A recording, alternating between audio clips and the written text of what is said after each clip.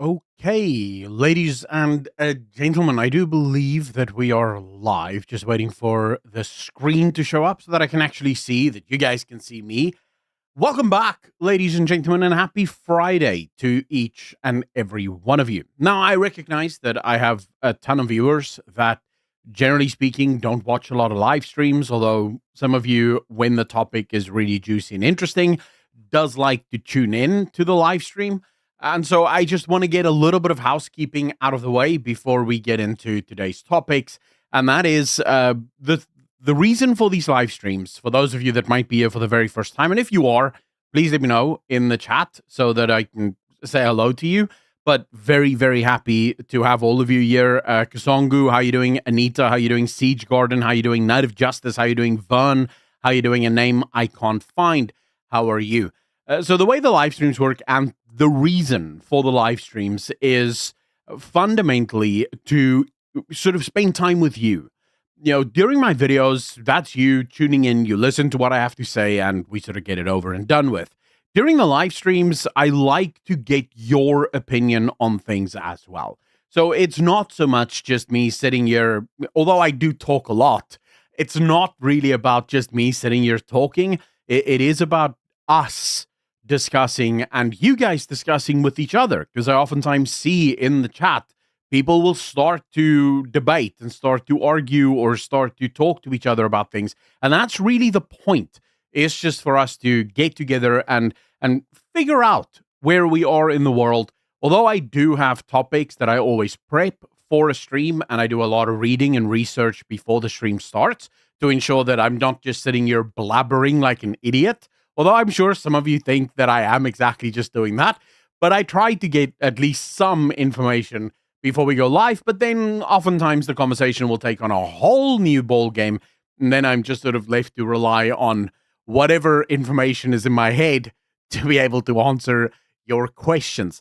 So please feel free to ask as many questions as you want. This is literally why I am here, is to hear from you guys and hear what you have to say. So, before we get going, we're still on the housekeeping thing. I want to discuss something. I want to make something very, very clear here. Christu, on yesterday's video, left this comment. Christu, I'm not arguing or fighting with you. This is just me responding that, it's difficult to respond in comment or replying to a comment. So I'm just going to do it here. And this is also proof to all of you that I do read all of your comments, even if I don't have time to respond to every single one of them. So Christu says on yesterday's video, Buddha, unfortunately, when you get to religion, you make the woke mistake they all do, unbecoming of a real journalist. You are biased, reporting only from one point of view and not to be trusted due to bias. In this regard, news-wise, you are useless, and I would suggest you leave the subject. Who am I to say? I am neutral and am prepared for anyone's opinion to test his or her truth. Thanks for some interesting content. All right, so Christu, there's a couple of things that I'm going to take on, and it is hopefully going to be helpful for everyone else here leading into today's discussion for you to understand. So first and foremost, the idea that I'm a real journalist, I never made that claim.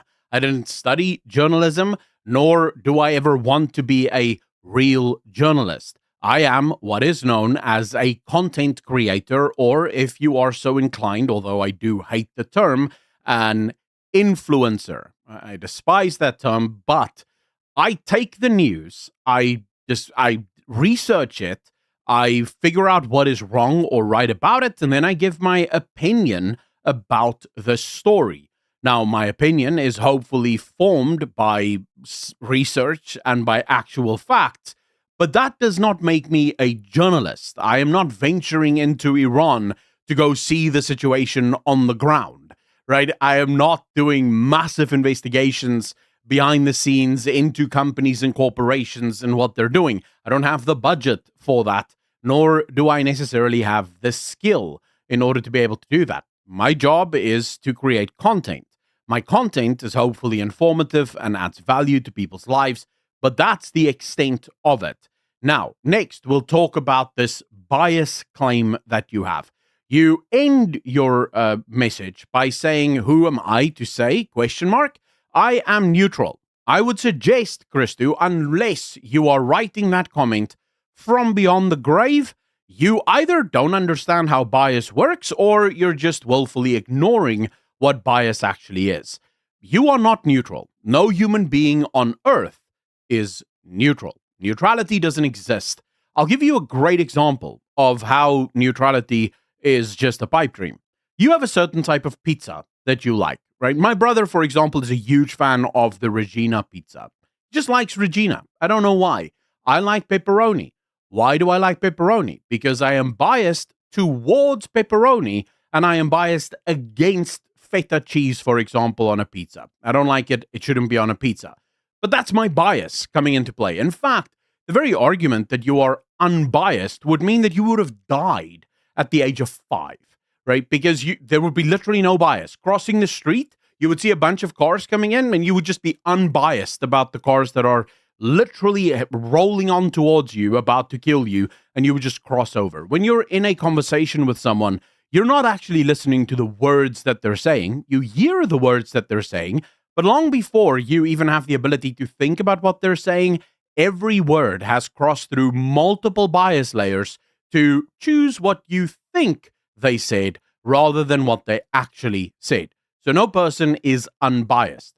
The point, and what is important for a real journalist, is that they admit their bias and that their bias is well known to everyone and that their bias is well known to themselves when they research specific topics. So as a Christian, I am biased because I do believe that Christianity is the only true faith.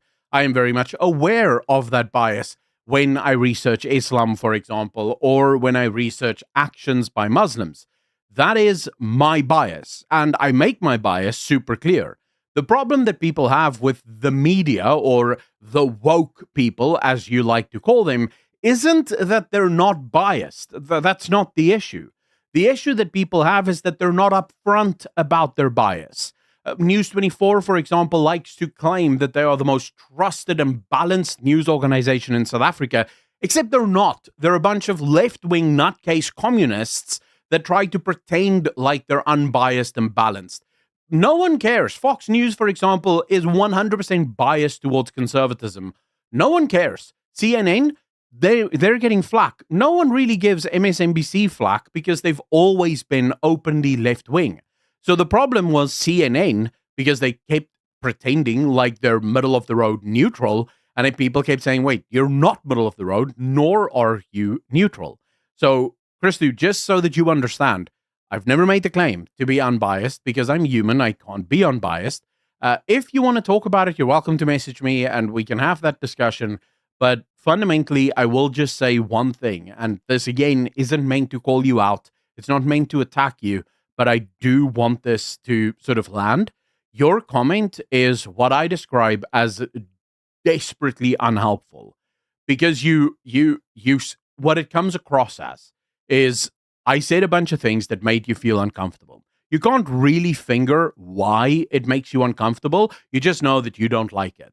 And because you don't like it, you then sort of construct this incredibly in-depth response to highlight how I'm just wrong about everything I'm saying. The problem there is I'm not just going to apologize for 2.5 hours of live stream because I don't think that's necessary. If you have a specific problem with something that I said, by all means, highlight that specific problem, and I will talk to you about that specific problem. No problem, no problems there. I'm happy to admit if I got something wrong, but it seems like you don't have a specific thing that I said that you don't like. You just broadly feel uncomfortable with something that I said, and I would say, go think about it, go figure out why it makes you uncomfortable, and come back to me and say, okay, this is why I don't like what you just said. But yeah, I just want to sort of highlight that before we get going into the actual conversation. And yes, I do have an actual conversation. The neutrality argument is used to argue for their bias. Very true. Actually, News 24 are such liars because they spin their own stories. Yeah, the editorializing of News 24 is another big problem. If you're going to be a trusted news source, you should not editorialize. And this is why I don't call myself a journalist. If you are a journalist, your job is to report the facts as they exist and nothing else, right? There's literally no other way to be a journalist. The second you start editorializing, so the second you not only tell people what the news is, but you also try to tell people what they should think about the news, now you're a content creator, right? You're no longer really a journalist. You're now a commentator of the news, and that is where people get really annoyed. I love your channel. It's Common Sense, Knight of Justice. Thank you so much. I truly appreciate that. Albert, how you doing? Esther, how you doing? Tiger Snakes, how you doing, sir? Robbie, how you doing? I hope everyone is well. Siege, how you doing? Those wokies love to talk out of both sides of their mouth while lying through their back teeth. I would love an honest conversation, but they refuse to engage honestly. So woke people or people on the left, they can't engage honestly. And the reason they can't is because none of their positions are firmly held, principled positions. If I'm going to stand on a position that I have, so for example, I firmly believe that capitalism is the only system that leads to human flourishing. I'm welcome or I'm happy to debate literally anyone on that point. And the reason I am is because I arrived at that point by principle.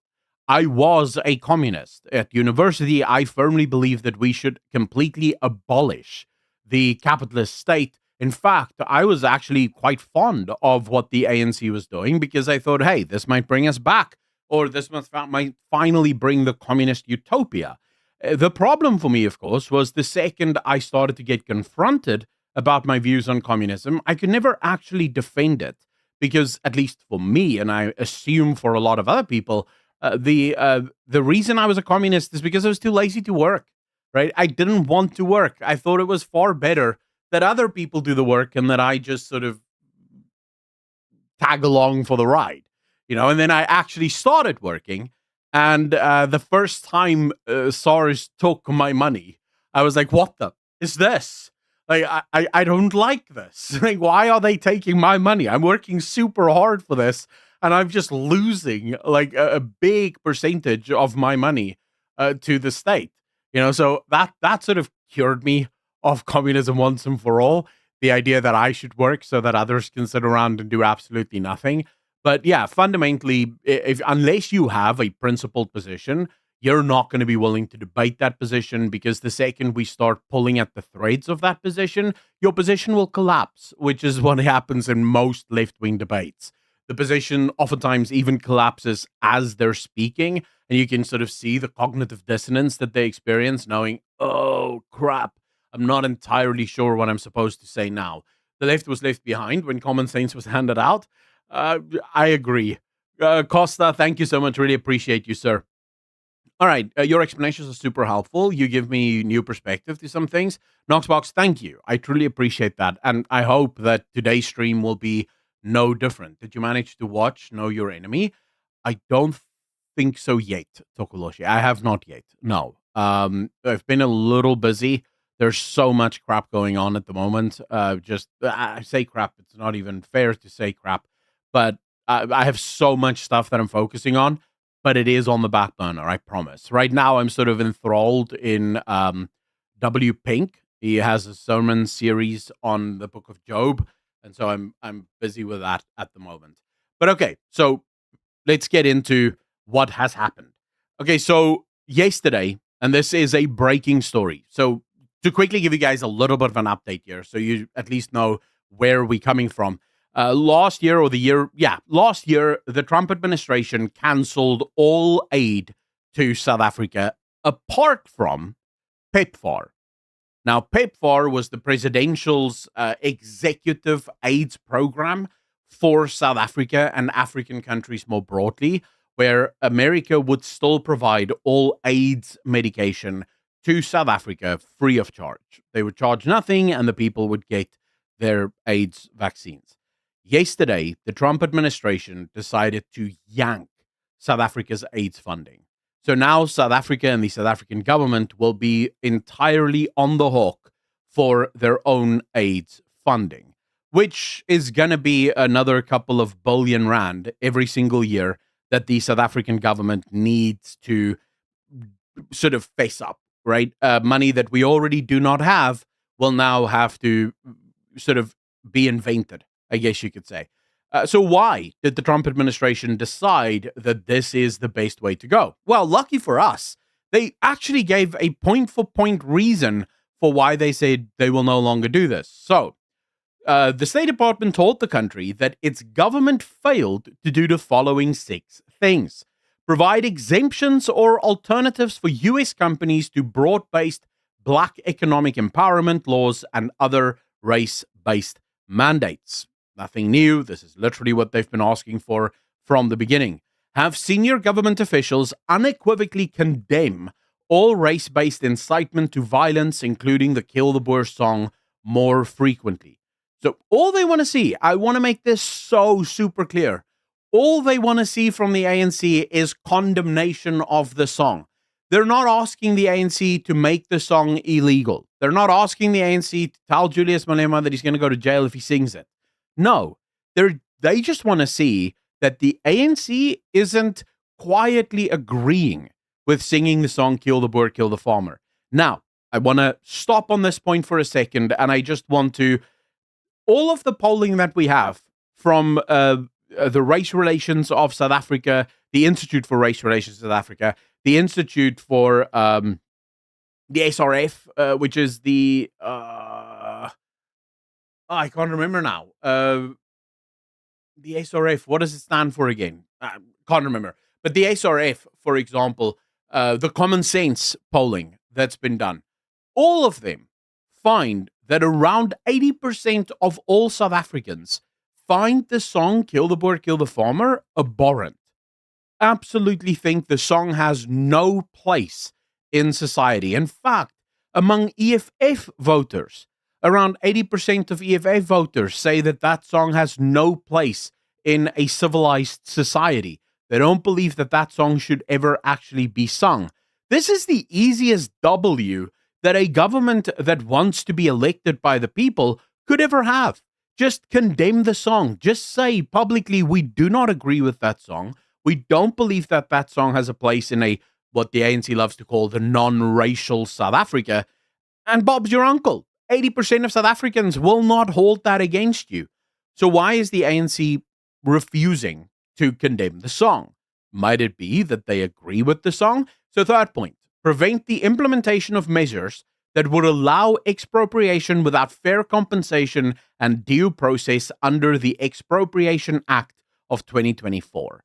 This is a big one, and we've discussed this in previous sessions, where technically, if you ask News 24 about expropriation without compensation, they will tell you that that doesn't exist. There is no one that is being expropriated without compensation. Of course, what they will what they will neglect to tell you is that many people right now in South Africa are expropriated every single month, but they're forced to sell their farms, they're forced to sell their properties.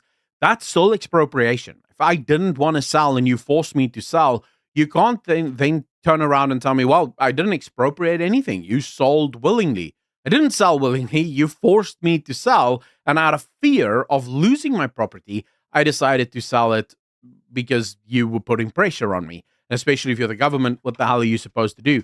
Moreover, what they'll tell you, and this is the thing that the Americans are most afraid of. If you actually read it, and I had the misfortune of reading the Expropriation Act, the Expropriation Act is incredibly vague. So it gives the government the right to expropriate what it deems property for anything that the government deems in the interest of social cohesion and advancement. That's the implicit language of the bill. The bill, where it's supposed to give concrete examples of where they're allowed to expropriate, it doesn't give concrete examples of where it's allowed to expropriate. Instead, it says it could expropriate under these conditions, among others, right?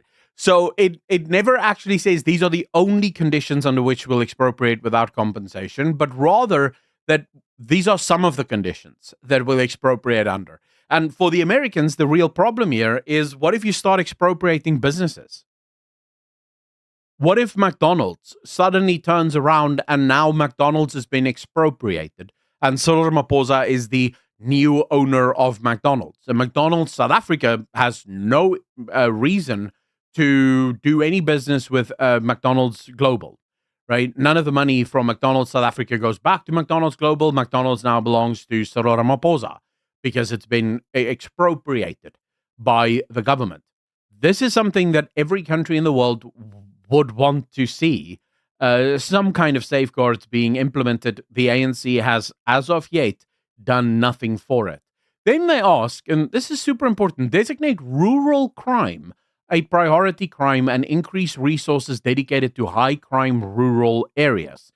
Note, they are not asking for farm murders specifically or exclusively to be designated a high priority crime. They're asking for rural crimes to be designated high priority. That would include farms, but it would not be limited to farm murders alone. Again, one could make the argument this is an incredibly sensible ask. Stop allowing the people in rural communities to be slaughtered and killed broadly by the thousands, but specifically for farmers by the dozens. And the reason I say dozens is a really bad thing, there's not that many white farmers in the country. So if you just kill, which currently happens in South Africa, around 60 to 65 farmers every single year, you're deleting a massive chunk of that population.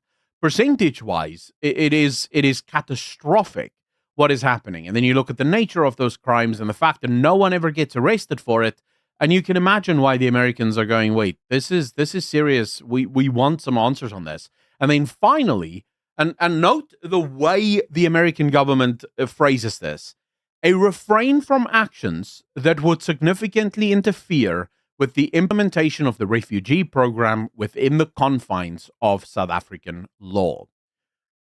We saw shortly after the Americans started with the refugee program that the South African government, under the guidance of the DA minister, Leon Schreiber, raided the offices of refugee personnel, people who were employed by the American government to help process refugees. And then under the behest or at the behest of the DA minister, Leon Schreiber, Home Affairs also denied the social workers who were supposed to process all of these refugees visas. So all of these social workers have, up until now, been doing their work from other countries because they're physically not allowed to enter South Africa. This is a problem for the Americans. I want you guys to note that nowhere in any of these demands does the American government ask the South African government to stop the genocide of farmers, to stop the killing of farmers. Why is that not part of the demand?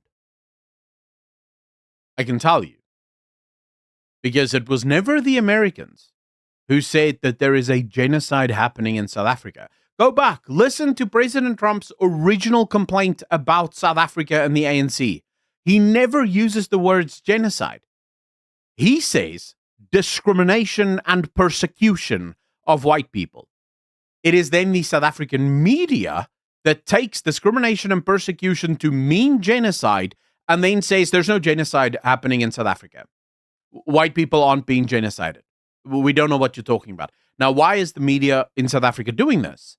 Well, because the propaganda wing of the ANC, the media more broadly, can't defend the idea that there is no discrimination against white people in South Africa. There's 140 plus race laws in South Africa, and most of them discriminate directly against white people. You have case after case after case from the Human Rights Commission of South Africa, and all of them go the way of the black man, not the white man. So white people are there being discriminated against. You have a whole host of laws and an entire political system built entirely to persecute white people in this country. There's no way to defend against that. Their base defense up until now has been the idea that, no, you don't understand. These aren't race laws. They're redress laws. They just look like race laws because they're redressing based on the color of someone's skin. But that's you just don't understand, right? I'm not killing you. I'm just stabbing you over and over again in the neck. That's not killing. If you happen to die from all of these wounds, that's just a happy accident. So that's sort of been their argument against discrimination and persecution. But they could successfully, in the mind of the public, argue against genocide. Because most people in the public hear the word genocide and think millions must be dying. Of course, that's not what genocide means. Because if you're discriminating against a specific group of people because of the color of their skin, that is part of genocide. That is one of the steps of genocide. If you are purposefully destroying people's economic livelihoods based on the color of their skin, ding, ding, ding, that's economic genocide. If you are purposefully passing laws like the Bala Act and passing laws and destroying statues and destroying monuments based on the race or culture of an individual group of people, that is cultural genocide. You don't have to be killing millions of people to commit a genocide. You just have to make it almost illegal for that people to actually exist. And so the media did this clever little thing. Now, after that, President Trump realizes he's hit a nerve. And so he goes, okay, never mind. There is a genocide happening in South Africa because it allows the media, it sort of gives the media a bone to run with. And while they're running with the bone, President Trump can basically do whatever he wants. You'll note, however, that even if the ANC adhere to all of the demands that the United States government has for them, the refugee program isn't ending. The refugee program is still going strong. That's why the last point that the United States government makes here isn't, if you want the refugee program to stop, you will do all of the things that we have demanded, or any of that. They're saying stop interfering with our refugee program. And that's really where we get to, I would say, the topic of today's discussion. So the Iran war, ladies and gentlemen, is over. For those of you that didn't know, the peace deal is, I think, being signed in the next few days, but there is an unofficial until the deal is fully signed. J.D. Vance will be heading to Switzerland. I believe the original deal or the first papers have been signed to signal the end of the war, and now they're going for another thing. I think to Geneva or to somewhere in Switzerland, where they're going to have a whole ceremony. So I know there's been one signing where President Trump was, and I believe there's another one coming, but I might be wrong on that. So, just so you know, the Iran war is over.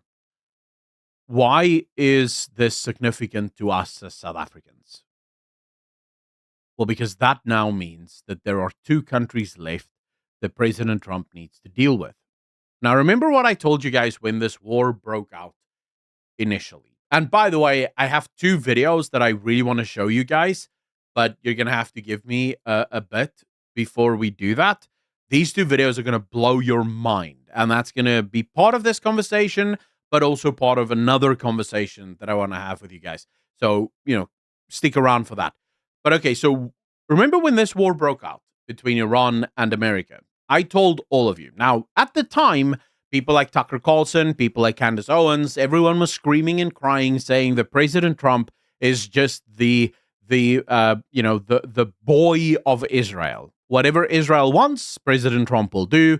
If Benjamin Netanyahu says jump, President Trump will ask how high. So apparently he was just a lackey for Benjamin Netanyahu. Well, I told all of you that people who think that doesn't understand Trump's mindset or the way that Trump operates. And I truly hope that everyone now understands that I was right when I told you that this war, interests may have aligned between Israel and America, but President Trump was never in Iran for Israel because Israel wants to continue the fighting. In fact, Israel is quite upset that America is now signing a peace deal. Israel is still bombing Lebanon as we speak. And the Americans are effectively telling Israel, pipe down. Pipe down. We're done with this fight. Like, you guys, if you want to continue, by all means, do your best. Go nuts. But we're done.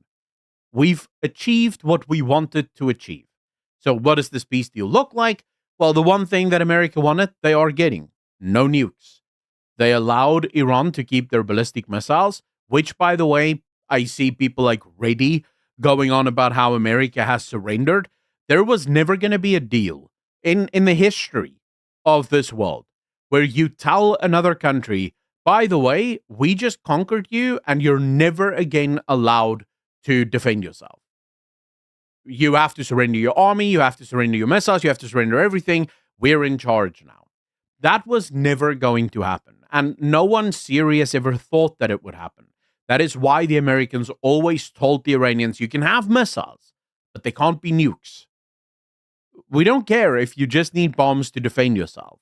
We care about the nuclear activity. That needs to stop. And now the Iranians have said yes. The Americans are obviously hoping that there's an uprising of the citizens following this because the government in Iran is incredibly weak at the moment. And so the hope here is that once the bombs stop dropping, the people of Iran, noticing that their government is incredibly weak and in the most weak state that it's been in its entire existence, will rise up and overthrow the government. And I do think that America might be back in the Middle East should that happen, to provide support to the people that is trying to overthrow this government. But for now, the Strait of Hormuz is open, and Iran and America is no longer at war.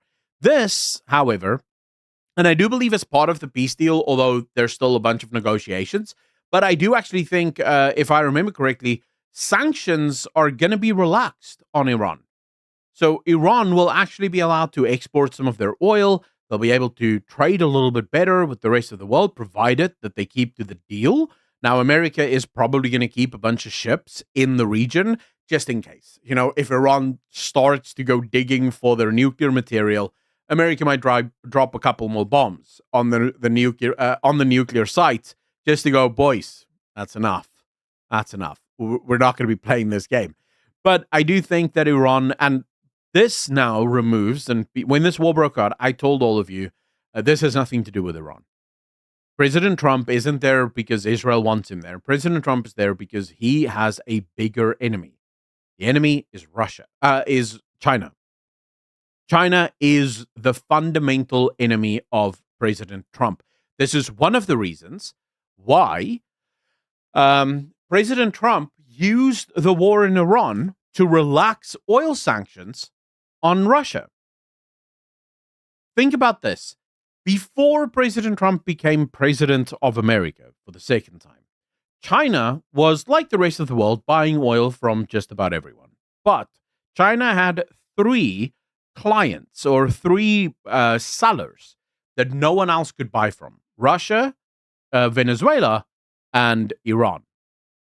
And China's deal with all three of those countries was, we'll buy your oil, but since you can't sell it to anyone else, we won't be paying market value for it. We want it for cheap. And so China was able to build a massive reserve of oil for pennies on the dollar. In fact, some of the reports that I've seen suggests that when the rest of the world was paying around $90 a barrel, China was getting some of their oil from Russia and Iran for as little as $40 to $45 a barrel. So more than a half off, massive fire sale, because these countries can't sell to anyone else. So they sort of can only sell to China, and therefore China can buy at a massively reduced rate. Venezuela is off the board. Russia is off the board because Russia can now sell to the rest of the world, and Russia is actually ramping up production. Russia is now able to tell China, we don't care, boys. We buy it at market value or don't buy it. We can sell it to literally anyone else because a lot of people are going to be wanting oil right now. And now Iran is off the board as well. This leaves two countries: South Africa and Cuba. These are the two countries that is now the final bastions or allies of China. Cuba is on the verge of toppling anyways. That government has basically been kept alive as a result of Venezuela. But with Venezuela now off the board, it's not going to take much for Cuba to be destroyed. South Africa, on the other hand, I'm going to go out on a limb and say, I think South Africa is the most difficult country of all of the countries that America is going to try and defeat. And the reason for that is the ANC's ineptitude has made it almost impossible to dismantle the communist hold that they have on South Africa. Let me explain. In Venezuela, the toppling of Maduro meant the freeing of Venezuela because the entire regime was built on Nicolas Maduro. In Iran, the entire regime was built around the imams. So bombing the imams and destroying their ability to project power effectively meant that the system had come to a halt. In Cuba, they also have a very top heavy government. South Africa doesn't really have that. If you removed Cyril Ramaphosa, the rest of the ANC doesn't suddenly become, sort of pro-Western, right? Even if you removed all of the ministers in cabinet, those who follow aren't suddenly super pro-Western. The ANC has never been able to build a cult of personality around a single guy that becomes the eternal president. Zimbabwe just voted for their president to become president for life. That's never been happening in South Africa. And in fact, South Africans broadly would not accept that because the vast majority of South Africans are, contrary to what Malema would love, not really that, what's the word I'm looking for? That radical. Right. So the ANC has never had that ability, and that means that their corruption has always needed to be very broad. Like spread it as wide as possible, skim as much as you can off the top, but that also means it's very difficult to unravel. So how exactly, and I see a lot of you agreeing with that. I agree Trump is going to do a Maduro on Castro and then it's Esse and several criminals. So where I don't think South Africa is going to have a military problem with America because I think America already understands what the right approach is. And this is where we get back to this point. Why is President Trump taking Afrikaner and minority refugees out of the country?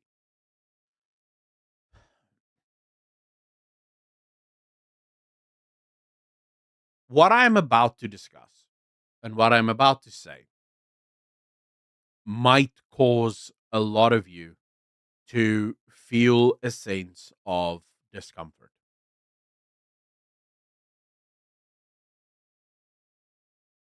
And I will back this up with actual non-white people saying the same thing.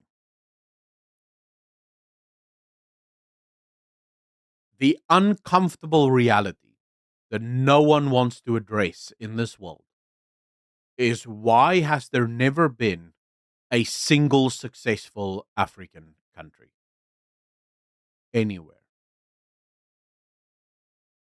Why is it that every continent you go to, you can point to multiple successful countries, except for Africa? And the only country in Africa that was a success wasn't run by Africans broadly. Now, I know some people will make racial arguments about it. I actually don't believe that it is racial. I believe that it is cultural. And I believe that Russia took advantage of the specific philosophy that rules Africa, Ubuntu, to ultimately turn Ubuntu into communism. And Africa has basically killed itself under that communist banner for decades. And if anyone says to me it's colonialism, no, it's not. India was a colony. India is incredibly rich, and it's one of the fastest growing countries in the world. So what are you talking about? I'm sorry. It's clear that colonialism isn't the reason for Africa's poverty. If it was, why is Ethiopia? Why are people in Ethiopia literally dying of starvation? Ethiopia was never colonized, ever. It's one of the few. Botswana is another one. Never actually experienced colonization. Why are those countries not, absolute juggernauts on the African continent if indeed it was colonialism? The evidence does not bear that out. Instead, what we need to start looking at is a mindset that has destroyed the ability to build anything. We've already had this discussion, but nothing stopped in 1961 when the National Party came to power and they implemented and continued the program of apartheid. They gave the Bantustans to the black tribes of South Africa. Nothing stopped the black tribes in South Africa of turning their Bantustans into first world nations. They could have done that. It was their countries. They were allowed to do whatever they wanted in those countries. Instead, the second this happened, what was the first thing they did? They started demanding that the white people give their stuff to them. Instead of building their own stuff, what did the ANC do? The ANC killed anyone who was trying to build their own stuff, and instead said, "You guys give us the stuff that you've built." And if any black guy started building his own thing, bam, they'd give us your stuff. Look at how poor we are. You're making us poor. And look at what happens 32 years after apartheid has ended. No one wants to build anything. Not a single black man has built a single successful company in South Africa at all. Why is that? Because there are two ways in South Africa to actually make money thanks to the government. Way number one, go work for the government. That's like easiest way to get rich. Two, go work for the government as a BE partner. You're not building anything, but you do get to share in what was built before you. And I'll show you guys this. I'll show you this video. In case there's some of you that's thinking, whoa, this is a white man saying things that I don't like. I'll let you listen to Vusi. Maybe he'll convince you. Listen to this clip. This is truly amazing. Say something, and I'm sure a lot of you won't understand it. I love understanding people rather than criticizing them. And that, by the way, is exactly why I admire Afrikaners. Tell you something. 1948, the Nats take power from the British. And the Afrikaners go, you know, the British had a system of economic empowerment called EEE, English Economic Empowerment. They built companies like Old Mutual and companies like Standard Bank. So Standard Bank is 150 years old. It's easy to spot their companies are usually listed and they have English names, Old Mutual, Mutual and Federal. Yeah? And the Afrikaners go, do we want to buy shares there? Well, if we buy shares, then the money circulates and doesn't go into the real economy. The Afrikaners go, no, we're not going to buy shares. What we're going to do is we're going to create our own businesses. And so they go, we need a bank. And a couple of banks are started, Volkskas, yada, yada, yada. They were amalgamated into the Amalgamated Banks of South Africa, ABSA. They go, we need insurance houses, okay? Santam. I want that to sink in because he's absolutely correct. And you can actually check out, because after I watched this video, I did go and look at how the Afrikaner responded. After the Boer Wars, for example, the Afrikaner didn't sit on the trash heap and just go, give us reparations. The Afrikaner went back to work. The Afrikaner together started saving up in order to fix themselves. That's a mindset. It's a mindset that says, I'll build myself. I don't need your help. I will build it myself. And this is cultural. Afrikaners, broadly speaking, doesn't like being reliant on other people. I have many Afrikaner friends. I myself grew up in an Afrikaner home, and almost every Afrikaner will know that you're taught from a very young age not to rely on other people. Because other people, you don't always know what their intentions are. There's an Afrikaans saying. Now, I apologize to all of the English people here. I don't know if I can translate it, but maybe someone here can.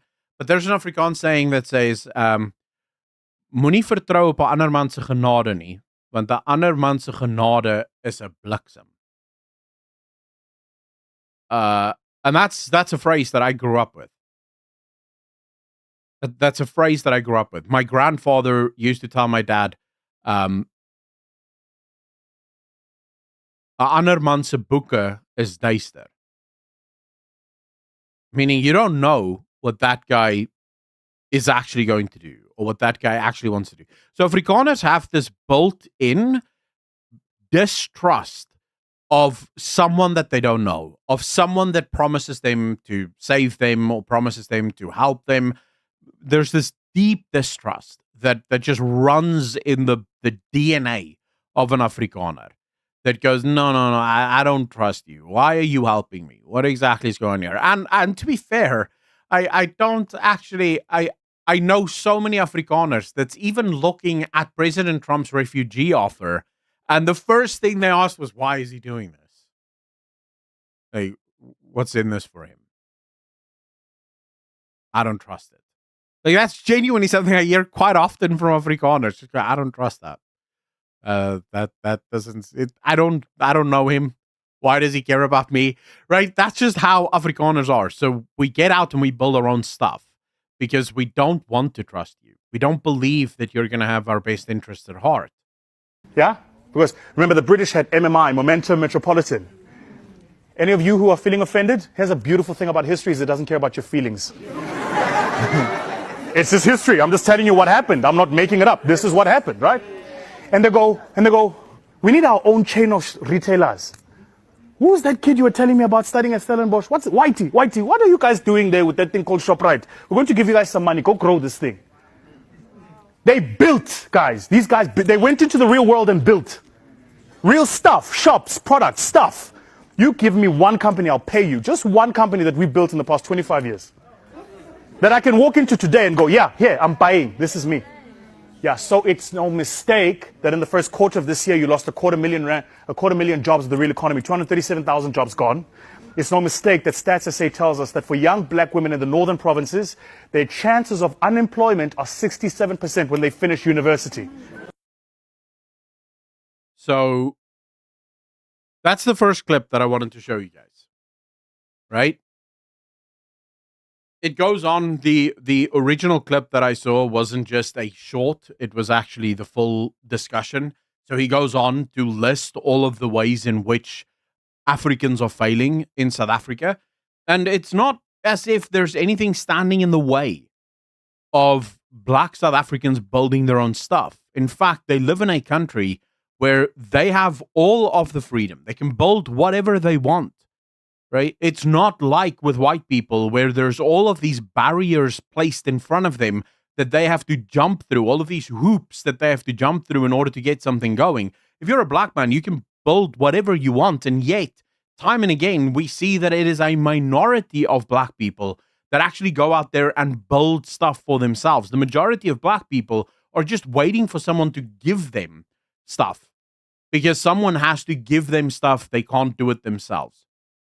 This is an incredibly harmful and incredibly dangerous mindset, but it does play into where President Trump's mind may be at. And then just very quickly, Renee, if you find that there are other people who are more advanced in their analysis than what I am, and you think my analysis is too simplified, by all means, go listen to them. I have no reason to prove myself to you. I will just say that all of the advanced people were wrong about the Iran war. I said from the beginning, this is not going to be a forever war. Trump is not trying to change the regime.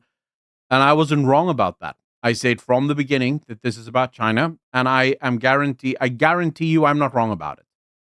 And I know I'm not wrong about it because Trump himself has said it. J.D. Vance has admitted this is about China. So yeah, fundamentally, do whatever you need to do.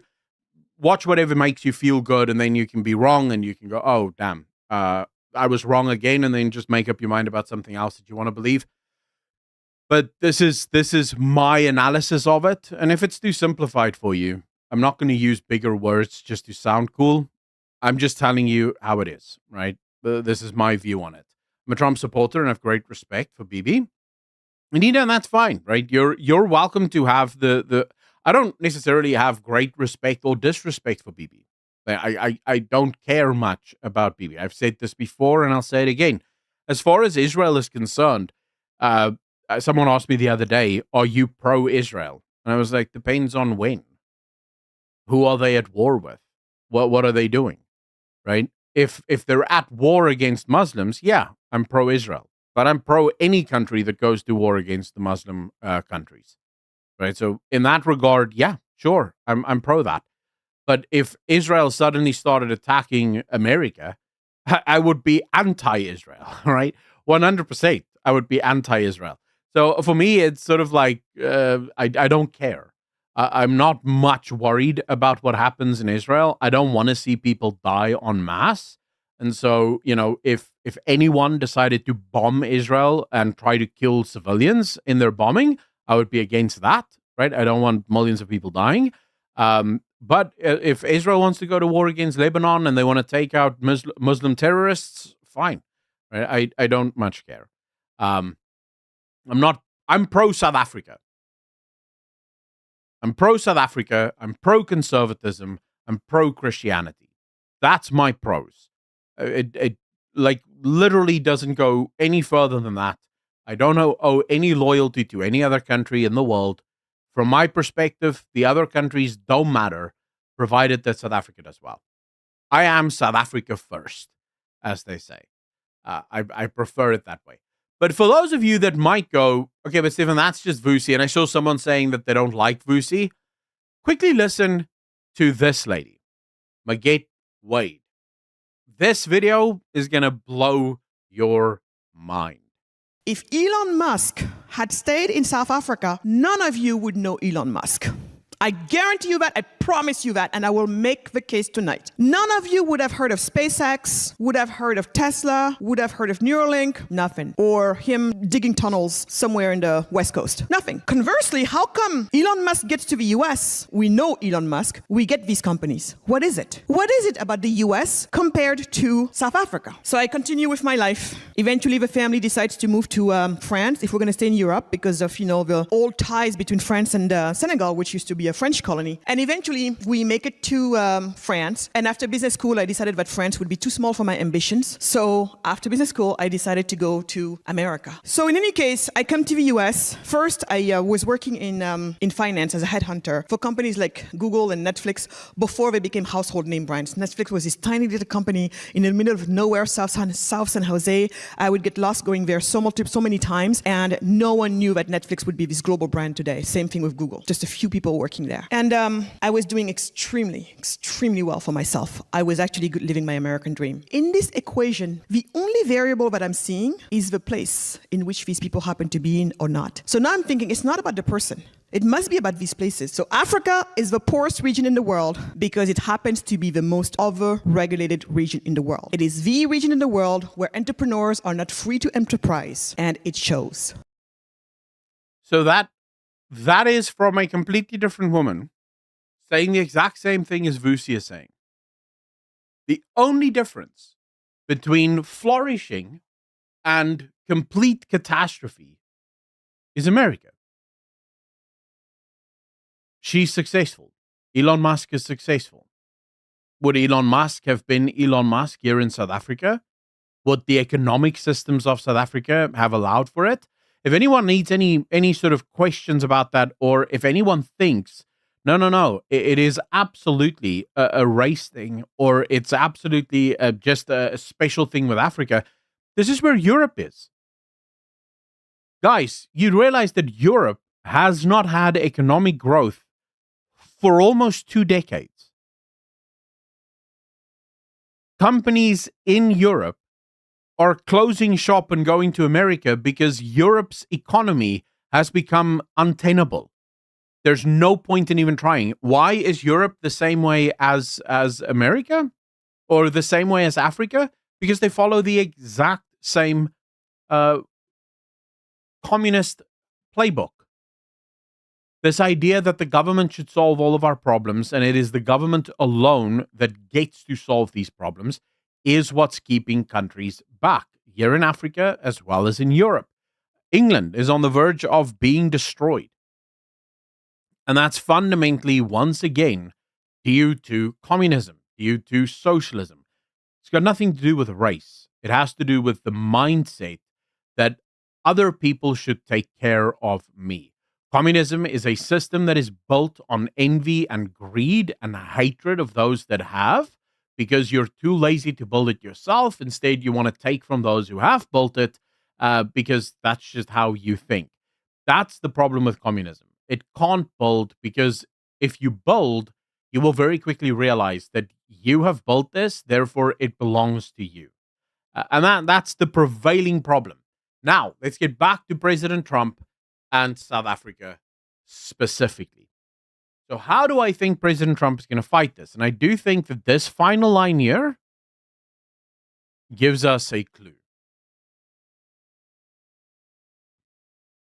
Much to the EFF's chagrin, and much to, I guess, the frustration of the communists in South Africa, while the majority of South Africans are certainly more socialist and definitely more leaning towards communism, very few people in South Africa are radical. Very few. In fact, the vast majority of South Africans do not really resort to radicalism. And this is a problem for revolutionary movements like the ANC, like the EFF, because in order to truly become a communist system, you need a revolution, because you have to destroy all of the ownership of the country so that you can rebuild on top of that your own system of ownership. The issue is that most South Africans don't really want that. What most South Africans want is to just be able to work and live and take care of their families. Most South Africans aren't really bought into the idea that the government gives you food and the government gives you clothes and the government takes care of you. They might want some form of socialism, but they definitely don't want full-blown Russian communism where everything is given to you by the government. The amount of alcohol that you can consume, the amount of bread, your clothing. These are not things that most South Africans are interested in. The way the ANC has been able to keep power is by stringing the population along and telling the population, we've got you. We've got you. We are going to grow. We are going to get bigger. Just give us a little bit of time, right? The problem is that, as we've seen over the last year, South Africans are done listening to the excuses. In fact, again, all of the polling in South Africa shows it. All South Africans say that they don't believe the ANC. The ANC is all talk, no action. So what is the Americans' most likely avenue of attack? Crash the South African economy. If you crash the economy, if you bring the economy to its knees, you rely on the people to effectively overthrow the government. And, should be made very clear, if you already have the structures for a refugee system in place, it's much easier to ramp that up than it is to start a refugee system in the middle of a war zone. Now, this is just pure speculation from my perspective, right? I'm not telling you guys, tiger snakes, take care of yourself, sir. I'm not telling you that this will 100% happen.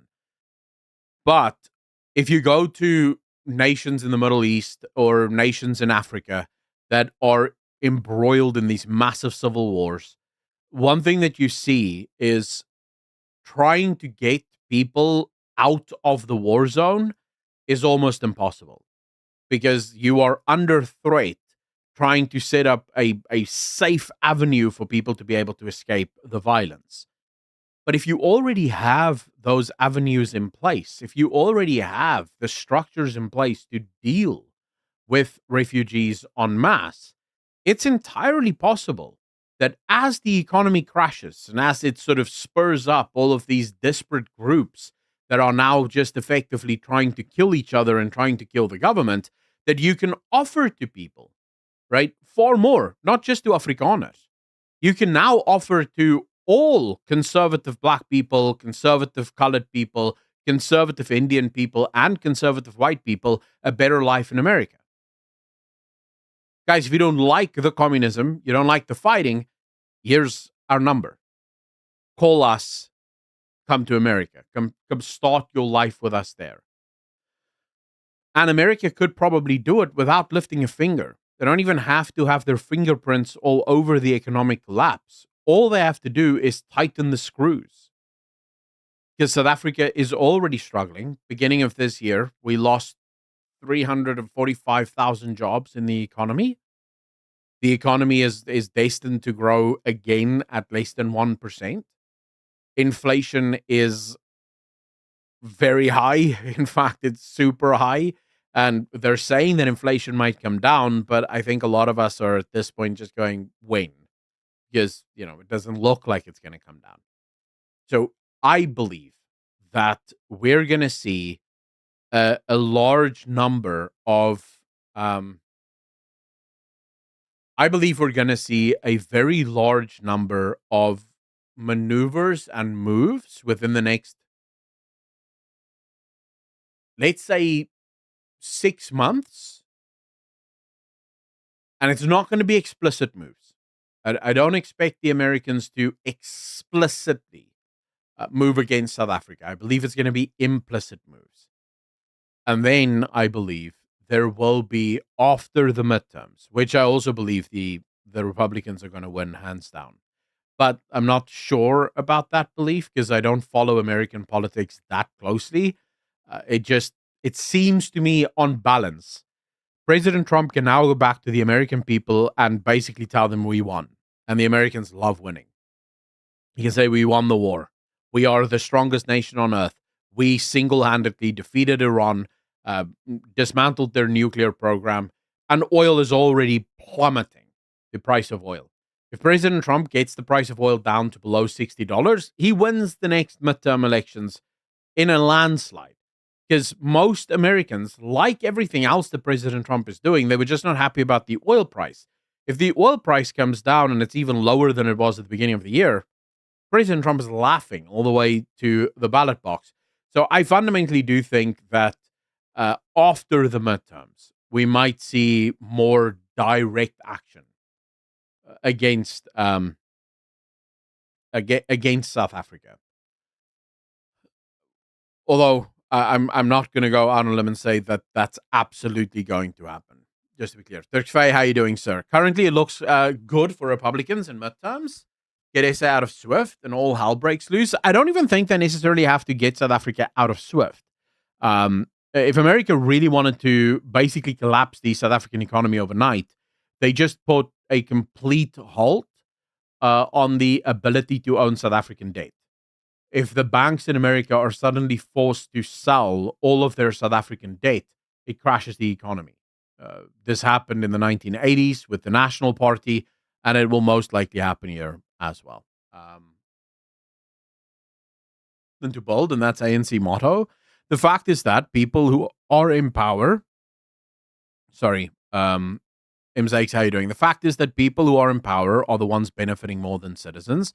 Well, yes, but that's how the system is built. That's the whole purpose of the system, is for the people in power to get as much money. Because remember, BEE and the reasons for BEE was never actually about uplifting black people. The ideas behind BEE was always to enrich cadres. The idea was, so here's my read on it. And I realize that this isn't necessarily true. It could be wrong, but here's my read of it. Albert, take care of yourself, sir. Have a lovely weekend. BEE was implemented specifically to ensure the punishment of white people, right? So that was the first one, the punishment of white people.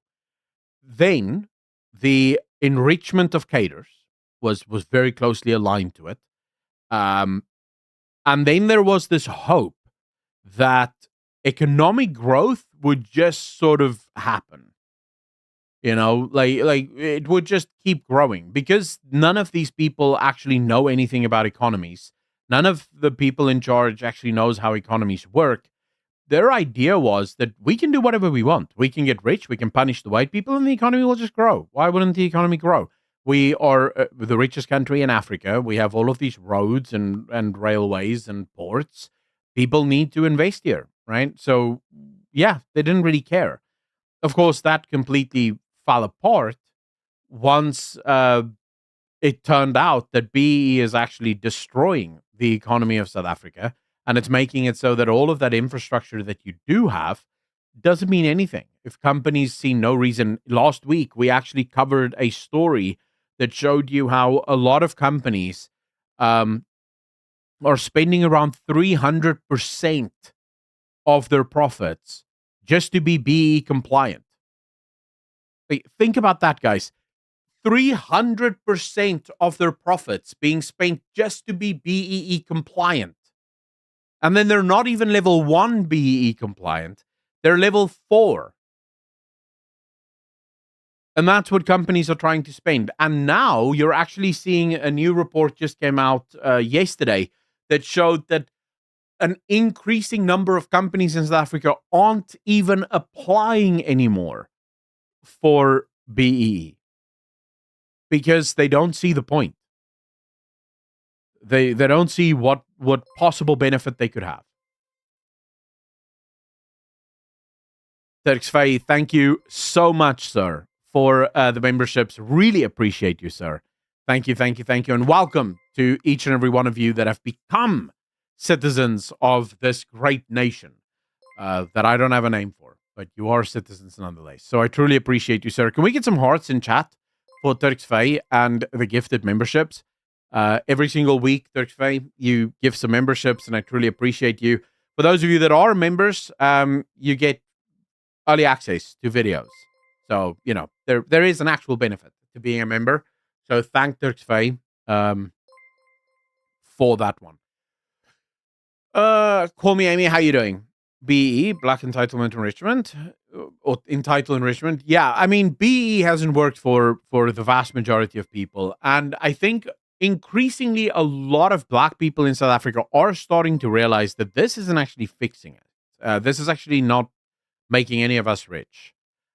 So I do expect that there's going to be soon-ish, there's going to be massive backlash against this. And I wouldn't... Here's another, by the way, South African who left South Africa to become one of the most influential people in Silicon Valley. His name is Roelof Botha. And again, if the ANC just followed the example of America, look at what could have been. Instead of copying or trying to copy Joseph Stalin's economic miracle of Russia, where millions of people died, if the ANC just decided to copy America, Elon Musk would likely have been South African. SpaceX, Tesla, likely have been South African. It would have been far easier, just by the way, because South Africa does have a ton of lithium. We have everything he would possibly need to build these batteries and to build these cars, because we have all of those minerals and resources right here already. Roelof Botha would probably have lived here, and he would probably have made all of his investments here, because why would you want to leave one of the top performing countries in the world? Because we have the people, we have the geolocation, we have the minerals, the resources. Like, what could you possibly need anywhere else? But this is what is called brain drain. And President Trump's refugee program is exactly aimed at ensuring that the brains of South Africa end up in America. That those who do want to build, those who do want to farm, those who do want to work, end up in America.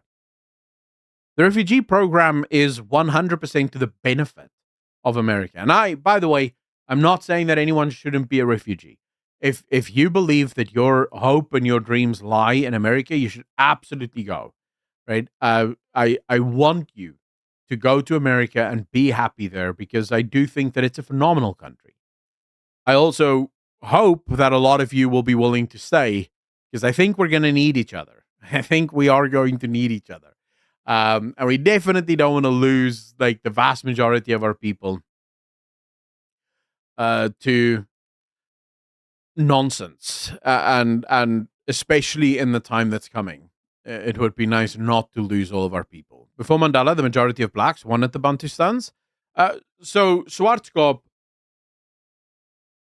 I would even say after Mandela, the majority of black people weren't necessarily against the Bantustans. And again, we need to be very honest about the Bantustans started as a good idea, but it didn't always remain one, right? Yes, corruption did set in, and yes, there were a lot of white guys who figured out, like the rich guys that we're still dealing with today here in South Africa. They absolutely took advantage of the system, and they turned the system into one that worked for them but doesn't work for anyone else, right? So that is absolutely true.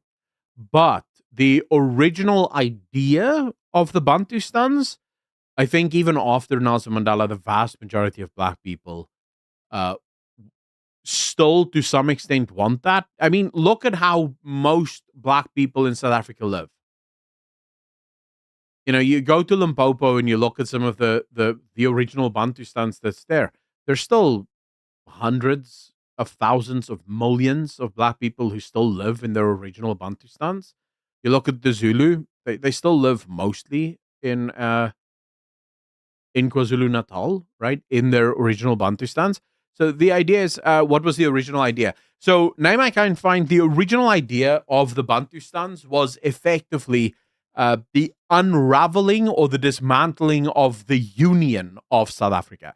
Super important to understand. The Union of South Africa was never something that South Africans wanted. The Boer republics didn't want the Union of South Africa. In fact, the ANC's origin was against the Union of South Africa. The ANC, when it started in 1921, I think it's 1921, they started because they were against the Union of South Africa. So the idea was never shared, like the Zulu didn't want it, the Sepetis didn't want it, the Xhosas didn't want it, the Afrikaners didn't. No one wanted a union. So the original idea of the Bantustans was effectively to create a number of nation states within what would broadly be called the Union of South Africa. So yes, the borders are that of South Africa, but every single one of these Bantustans, including the Afrikaner republics, would be its own nation state, where it gets to make its own decisions, its own rules, it makes its own, it chooses its own economic systems, and so on and so forth. So that was the original idea behind it. And yes, eventually you had some people who saw this and said, oh, cheap labor, let's go. Hoppity, kind of like the USA, but more extreme. So think a federalized system without a national government. So there would be no federal government whatsoever. It would literally just be nation states. And these nation states would just do their own thing. So kind of think of it as that. I think it's more about their children's future, not their own. Common sense in what way? Even way more independent. I want to see what's going to happen during and after the March to March, the 30th. I'm definitely very, very much keeping an eye on that as well.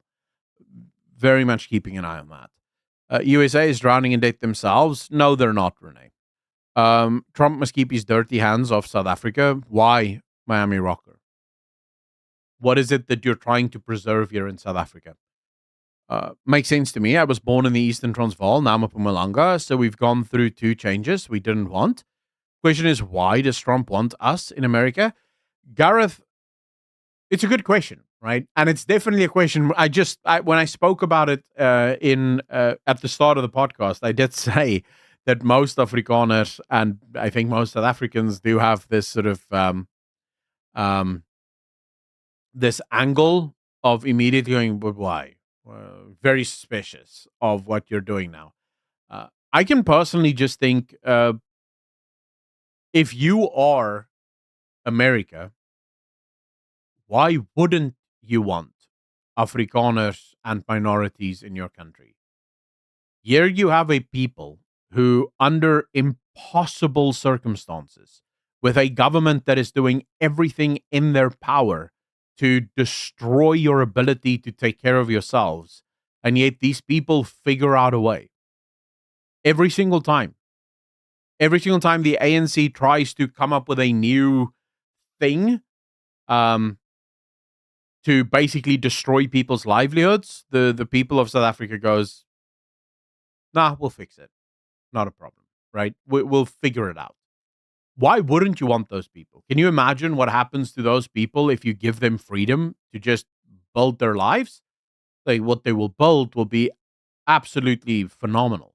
So I kind of suspect that's at least one part of it.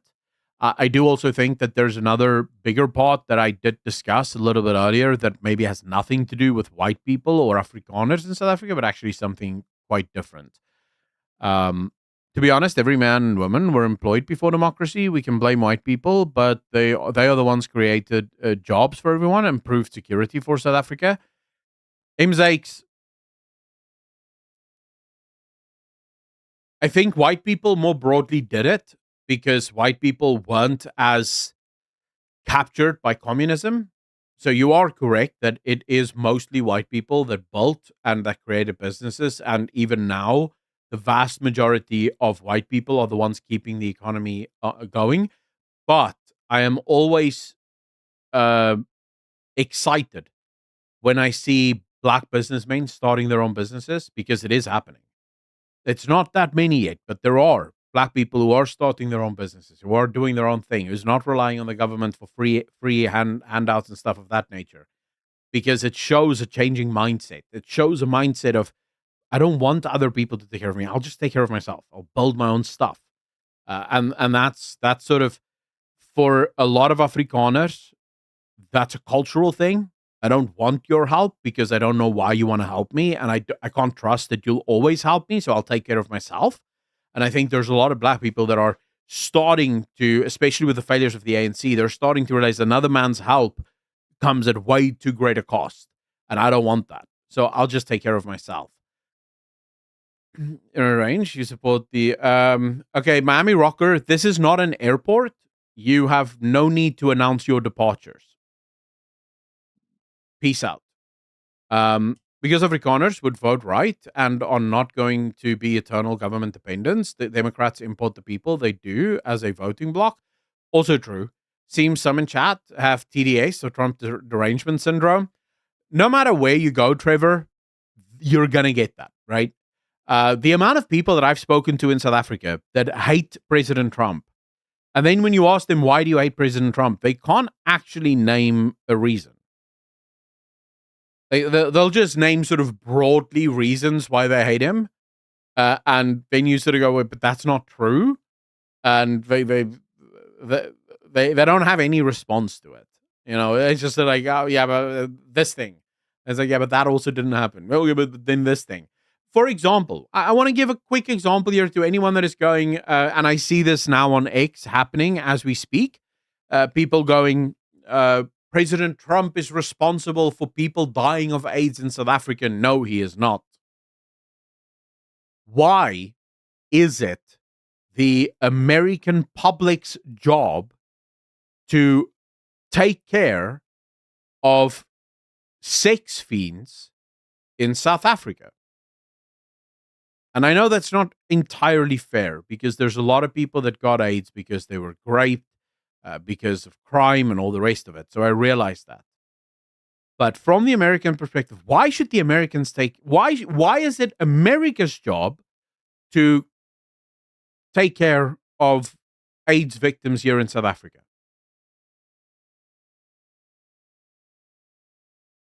It has nothing to do with the Americans.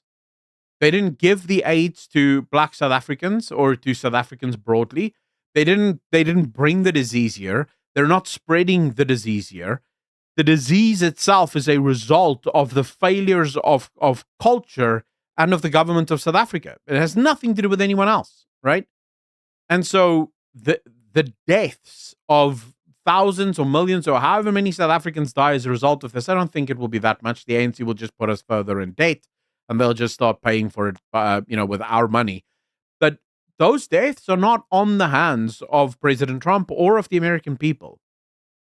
The idea that America is somehow responsible for everyone else's problems is just nonsense. Thank you for the show It's you absolute create and nonsense. the time and effort you put into it. You've come a long way since WoW and loving it.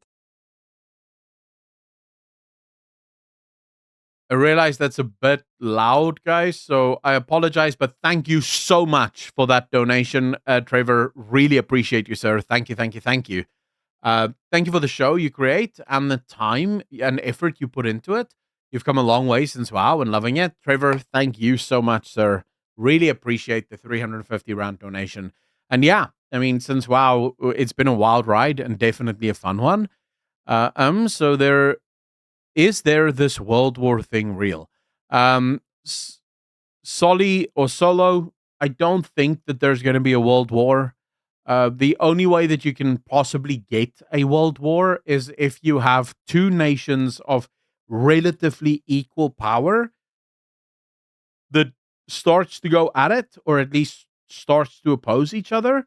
Or you have one nation that is hell bent on world domination, and that nation has to be powerful enough that it can actually do something. So for example, Germany was powerful enough that it came dangerously close to conquering the whole world.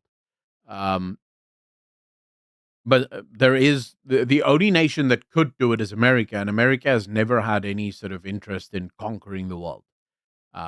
China isn't they're not capable of doing it. In fact, I would argue that even if China tried to take Taiwan, Taiwan would probably beat them.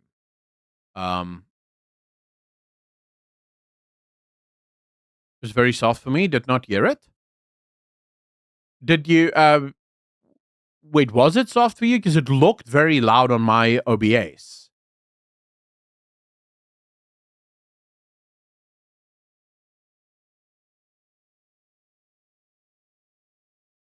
Marlo, how you doing, sir?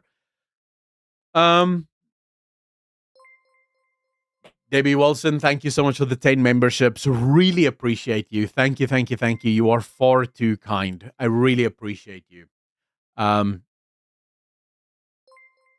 Ladies and gentlemen, can we read some hearts in chat for Debbie's 10 community subs, and welcome to all the new citizens of our nameless nation.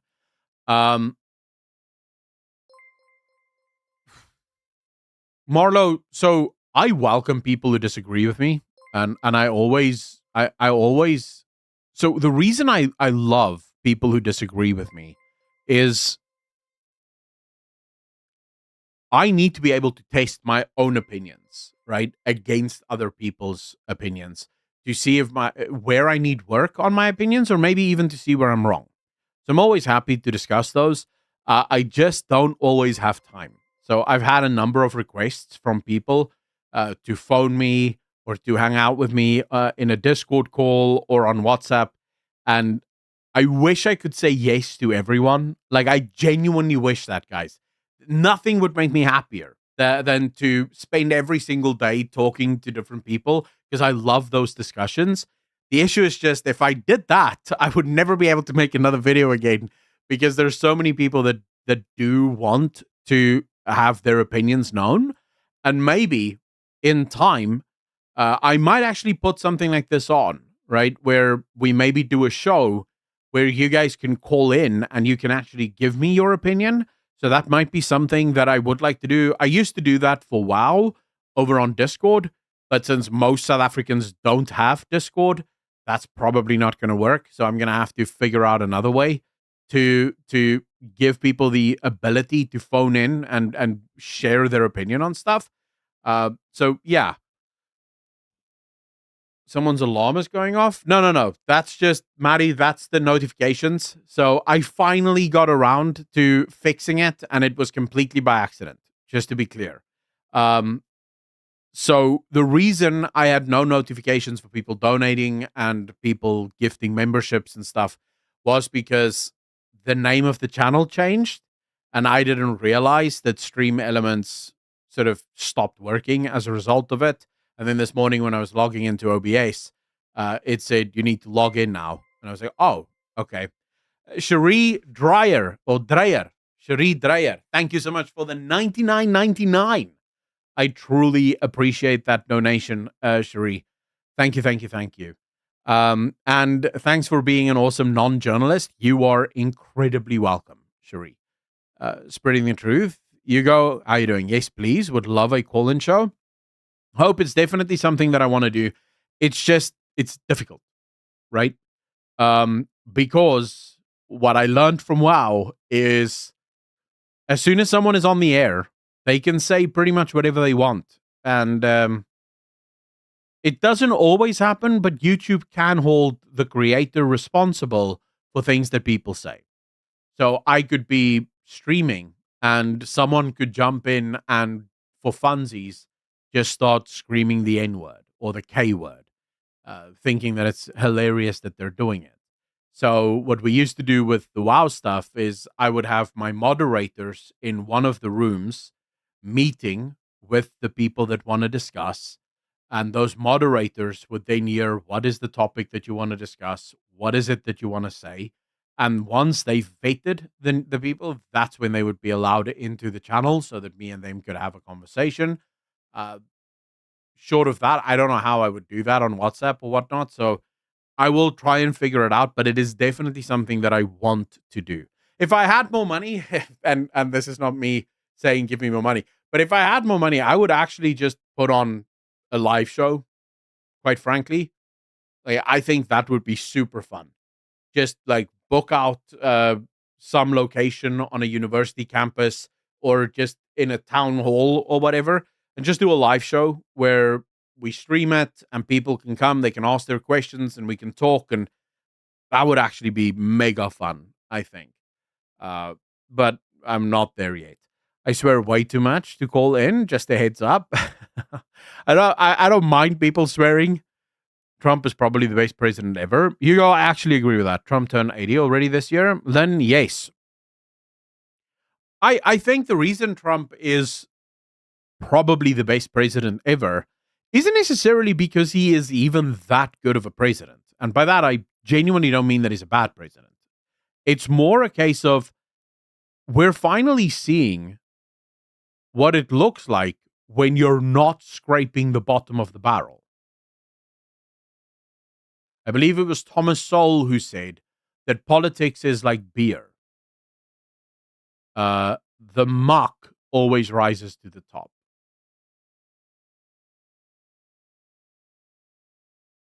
And he's not wrong. Can you think of a single politician anywhere in the world, South Africa included, where you think that's really the best of us? Like, seriously, guys, I am all ears. Tell me of a single politician anywhere in the world where you go, yeah, that man, he's the best of us. Or at least he's one of our good ones. Trump praat nie oor hoekies nie. As hy sê hy gaan niks doen, dan doen hy dit. Willie, baie waar. All leftist people can't give good reasons for hating anyone. Renee, you're not wrong. Aside from Trump, Hoppity, think of every single political leader. Keir Starmer, Julius Malema, Cyril Ramaphosa, Paul Mashatile, Emmanuel Macron, Friedrich Merz, even that von der Leyen woman. You think of every the guy from El Salvador is another good example of one could actually point to him for Aureus and say probably one of the best of us. Malay, I would say Malay from Argentina, but outside of that, so now you have three countries.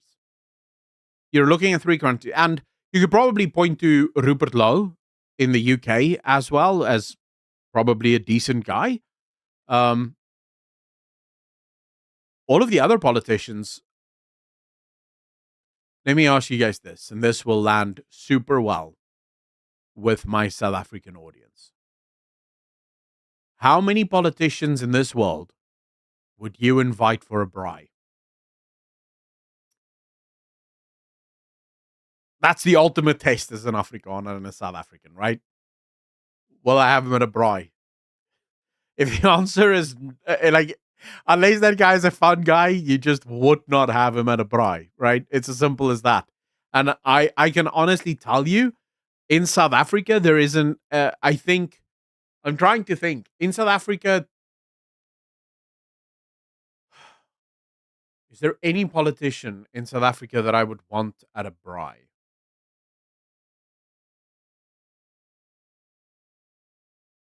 For Juju. That's the thing. Trump is a businessman, not a politician. Exactly that. I think Peter Groenewald, yes. I think Peter Groenewald could be an interesting person to have at a braai. I think the same is true for Corneille Mulder. I think also Corneille Mulder could be an interesting person to have at a braai.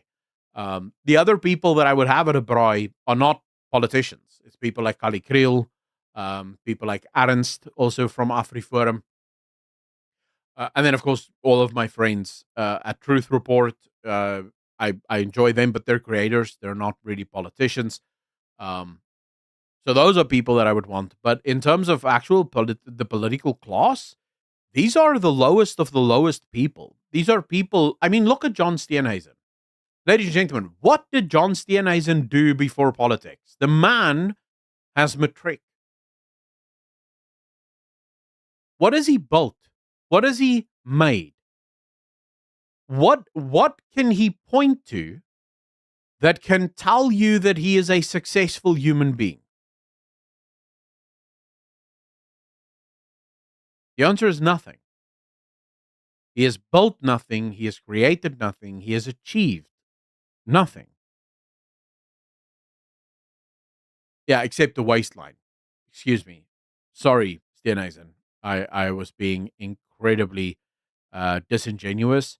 You have built quite the belly since you've gone into politics. And I'm sure that was hard work. I know myself, it takes a lot of dedication. You sometimes have to eat even if you're not hungry. I understand this. But, still, I wouldn't say that being fat qualifies you for politics. Steenhuisen was as useless as. Well, that's the thing. We're all governed by politicians who genuinely don't know anything, who has achieved nothing. And I think that's why President Trump comes across as a politician that knows what he's doing. Because Trump has built a business. Trump has achieved things outside of politics. And you can see it. The rest of the politicians worldwide doesn't know what to do. They don't know how to respond to what he's doing because they don't know how to do anything. Trump is the worst president ever in America. Everything is failing and literally not true, Sertana. Sertana, let me just ask you this. Do you imagine that all of us live under a rock? We don't have internet. We have no idea what's going on in America.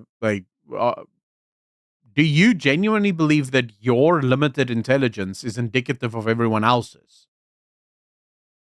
I'm just asking. The fact that you can't make sense of the world and don't know what's going on, do you imagine everyone else is exactly the same? Because I will have you know, you've happened to venture into a stream filled with a number of people who are above your intelligence level, shall we say. Steenhuisen is the wrong surname. Should be Stroheisen. Biden Obama messed everything up. I love Trump though. Yeah, I mean, I've no. It's not even that I want. Yeah, they're not in hostage camps or in ICE camps. They're in detention centers, which is exactly what Obama did, exactly what every president does when you're deporting illegal people from your country. You put them in a detention center. That's just called common sense. Maybe they should get visas. Who should get visas? I heard South African travel on animals to work. Don't be silly. We don't have jobs. Corpulent. Kamala, se verstand loopt de voet rond. Baron Trump as president.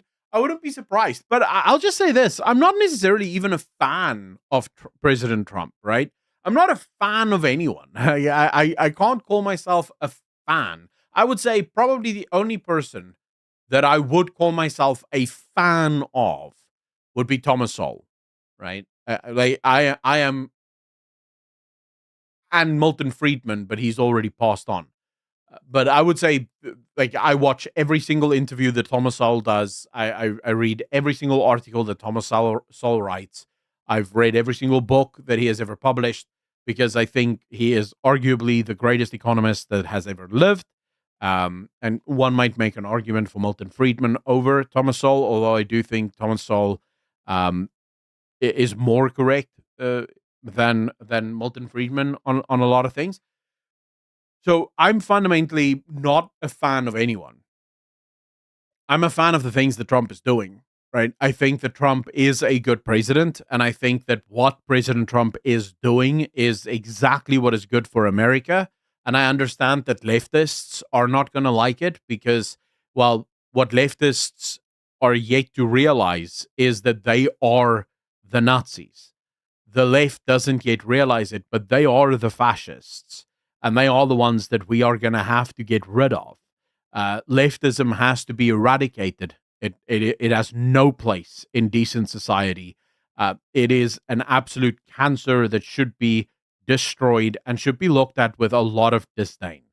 In fact, it should reach the point where if your child turns into a leftist, you're too ashamed to tell your neighbors about it, right? We should get to that level where people realize just what a sickness leftism is in a society. And as I said to you guys yesterday, a lot of you might not have been here for that, but I have the perfect solution for all leftists and leftism in this world. It's the perfect solution. In fact, one might make the argument that it is the final solution, and it's not like Hitler's final solution. I believe that we should give leftists their utopia. And I already thought of a name. It's going to be Utopiaville. I'm going to take all the leftists in the world. I'm going to put them inside Utopiaville. We're going to have nice big walls and everything, right?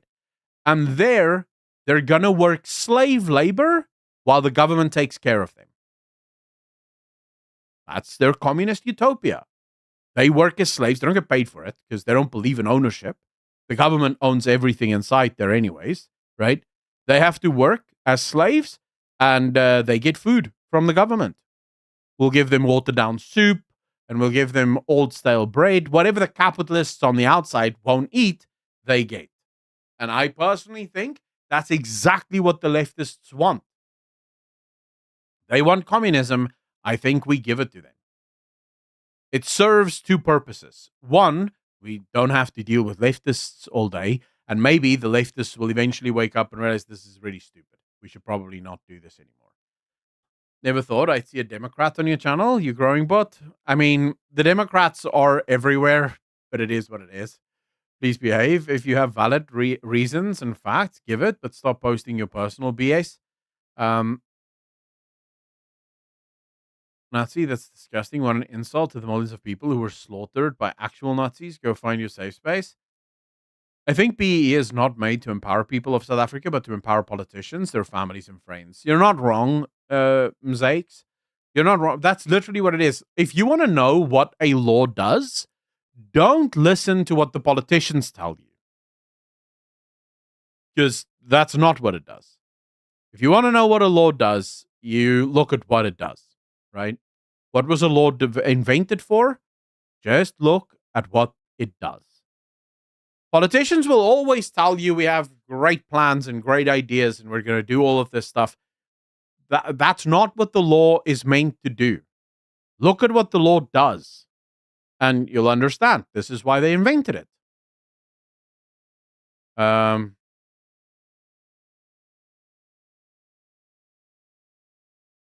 Okay, Sartana, you know what? I'm not interested in debating you, and I'm not interested in arguing with you because you don't have basic facts. Like, there's just massive parts of life that you seem to be completely unaware of. So I'm going to just remove you from the channel because you're annoying me. Just as simple as that. I find you incredibly annoying. And since I don't yet have Utopiaville, this is the only other way I can deal with you. So good luck to you. Go have fun somewhere else, please. Ramaphosa will create smart cities. He's right on the cusp of it. Like, guys, Ramaphosa is on the cusp of the smart cities. I mean, he told me at the beginning of this year, Ramaphosa said he's going to build a smart city because it's time for the ANC to move past. They're just building shacks. Instead, they're going to be building smart cities. Don't know how they're going to be doing it, but they do think that that might happen. There is political interpretation of law, or so politicians believe. Rian, how you doing, sir? I think the biggest problem is I think the biggest problem is that because politicians have never built anything, because politicians, the vast majority of them at least, have no actual skills whatsoever, means that there's no way for them to actually fix. They don't understand what they don't know, right? And by that I genuinely mean that they know so little about the real world that guys, think about this. You want proof of how little politicians know about the real world. Jordan Hill Lewis in the Western Cape passes his budget. In his budget, he proposes a new levy that every single person that has a property worth more than 3 million rand must pay. This is a massive levy. The idea behind the levy is so that they can give free services to the millions of parasites that live in and around the Cape Town. Jordan Lewis then goes on his little victory lap tour, thinking people are going to love this because look at how, magnanimous he is and what a nice guy he is. Only to find out that most people who have a property that is valued at 3 million doesn't necessarily have that much disposable income.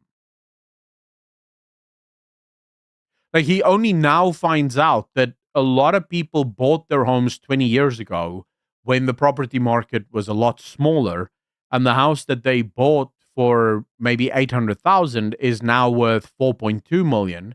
But these are old people that have already retired that can't afford to pay these incredible levies. How does Jordan Lewis not know this?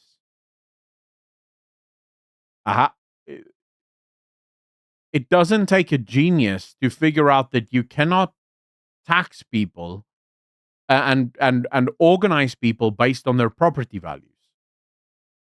That's an asinine category to do it in because that doesn't actually tell you anything about the person. Right? Property value is of no concern. I know of someone, and I won't name names, but I know of someone whose father bought a house here in the area that I live, and his dad paid, I think, 300 and something for the property. The guy and his wife are not rich. They do not make a lot of money. If they were to buy property now, they probably wouldn't be able to afford that property. As things stand out, they would not be able to live anywhere in the area that I live in. And I mean area as in greater area. I don't live in a particularly rich area, but property in Cape Town is insane. Their property is worth millions because of where it was bought. And it's completely paid off, so they don't have to pay anything on it. It came from his dad, and he now has this property, and it's a beautiful property. It's beautifully located.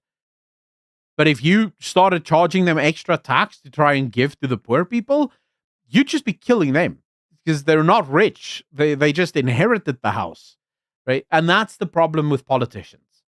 Because Jordan Lewis has never held a single job outside of being a politician, he doesn't know anything about the real world. And so when he makes decisions for businesses and for people, he makes those decisions without any sort of knowledge of how ordinary people live. He doesn't know how the real world works. I call that stealing. It is stealing. I had investments, past tense. Those investments were destroyed because I was forced to live outside of my means. They don't understand wealth or its generation? No, because they have never created their own wealth. Remember, you only learn. I told you guys this. I was a communist at university. Now it's easy to be a communist at university. And should I tell you? It's fine, right? I had an incredibly privileged time at university. My dad was paying for my studies. I had a car. My dad gave me more than enough money to live and to basically get drunk almost every single night at university. Um, I had a good life, right? I had a great life at university. I didn't have to worry about a thing. Um, and then it's kind of easy to be a communist, right? Because I look at all these other people that's studying with me that is really struggling. I had a friend, probably my best friend at university, who had to take out a loan from the bank in order to come study, and then also had to work almost full time, um, just to be able to pay back the interest on the loan, so that by the time they finished studying, they wouldn't, be left with an enormous amount of money that they owe, and to live because her mom couldn't afford to actually give her money to live. And you look at all of that and you go, this is unfair. Why am I just able to do whatever I want and other people need to struggle? And so you think about communism because you want that life that you now live to continue. What is the thing that healed me of communism? My first paycheck. And I'm not even kidding. It was my first paycheck. It was the first time I got my pay. And I did the calculations in my head of how much money I'm supposed to get. And I get my paycheck and I go, wait, this is a lot less than I thought I was going to get. The hell is this? Like, where's my money? And it turns out, the government took like a big chunk of my money. They didn't do anything for it. And now I start to look at all these people around me that don't want to work, but is being taken care of by the government. And I think, but this isn't fair. Why should I work myself off to death for these parasites to just get free stuff? I'm doing a job I hate, but I have to do it because I have to eat. And these other people don't want to work. And I know because I was trying to hire people, and time after time I would get these unemployed people that when you employ them, man, if they even show up, they barely show up, right? And I met so many guys who would show up for 2 or 3 days, and then by Friday, they'd quit. Because they just want to get some money, and then they want to go drink for the weekend. And then you don't see them again. That's sort of the thing. And then you very quickly realize, wait, this is nonsense. Lydia, how you doing? I had to start working at age of 15. I didn't have to start working, but I did go work at the age of 16 because my mom and dad got divorced when I was 12 years old, right? And so when my mom and dad were still married, I wouldn't say we were rich, but we were relatively well off. And then they got divorced and my mom wasn't very rich, right? So I experienced both the comfortable life and also the very hard life. Because I remember like the last week of a month, my mom would have no money left, and it would effectively be sausage and pop. That's what you eat every single day for the last week, because that's all she can afford. And then it's not like expensive horse or anything like that. It's like the cheapest you can buy. So I lived that life, and then I wanted to get drunk on the weekends, but my mom didn't always have money for me. So I got a job at my uncle's liquor store where I would work, my uncle would pay me, and I would get alcohol for cheap. So it was like a win-win for me. So I also started working when I was 16, and then I went to the UK, came back to South Africa, and then I went to study. And once I got to study, I was now on my dad's payroll, no longer on my mom's, and so I was basically taken well care of. The hard life makes you stronger and appreciate the good times more. Daniel, I wish I could say that's what happened to me. I wish I could say that's what happened to me. The problem is, and in this case, I will not go into detail because it's not my story to tell. But for reasons that none of you need to know, I was raised incredibly spoiled. I was allowed to get away with a lot, right? And I could break the rules and somehow still get forgiven for it. Um, so for me, I only started growing up 2.5 years ago. I spent most of my adult life trying to figure out how do I not grow up. That was my entire existence. Was I don't want to grow up. I don't want to be an adult. I don't want to get married because that's too much responsibility. I don't. I mean, I eventually stopped hanging out with people because people would be responsibility as well, and I didn't want the responsibility. It's only really two years and 3 months ago that I started to recognize the harm that has done to me, and how bad that has actually been. Because you don't realize it immediately, right? You don't realize immediately just how important responsibility is. And it isn't until I become a Christian that I go, okay, I need to take responsibility, and I can't take the honor for that. I genuinely believe that everything that I can point to now and say this is sort of better than what it was isn't because of me. I most certainly had no hand in it. And you get people that want to work that get the knock. Why can't they keep that job? Oh, hoppity, because they don't want to. They just want to have fun. Common sense is not so common. Also true. You turned out great. You go, thank you very much. Again, I can't take any honor or praise for that because I don't think I had anything to do with that. Um, I know I didn't have anything to do with it because it's not like I didn't try before I was a Christian to fix my life. Right? There were multiple times where I was like, I need to stop doing this. I need to fix this. I need to start eating healthy. I need to start. And it wasn't until I became a Christian that I could finally do it, right? Where I would make a decision to do something and suddenly it would just keep going, you know? So I know I can't take the honor or the glory for it. I've got ace to do. Bye bye. Have a great weekend. One of 40. Take care of yourself, sir. Really appreciate you hanging out. People will continue voting for the ANC because they don't want to lose Sasa. Hope B2. I think people are going to lose Sasa either way. I don't think anything. And Mirkat, absolutely, all the glory belongs to God, 100%.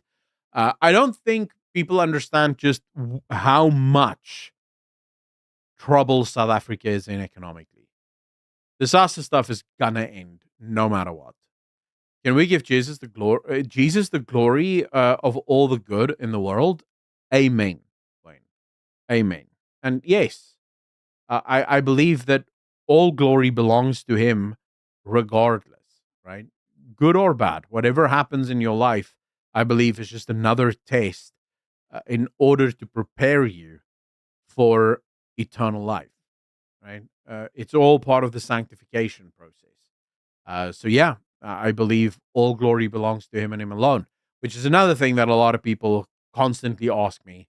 Oh, I love the politics, but stop, leave a religion out of it. My argument to that has always been the same. I can't leave the very thing that makes me believe the way that I do out of it. That would be impossible. Um, I don't want to be adult, but that ship has sailed and I have to be an adult. Com Saints, trust me when I tell you, not growing up is worse. And you don't realize it. It's interesting how sin operates. Um,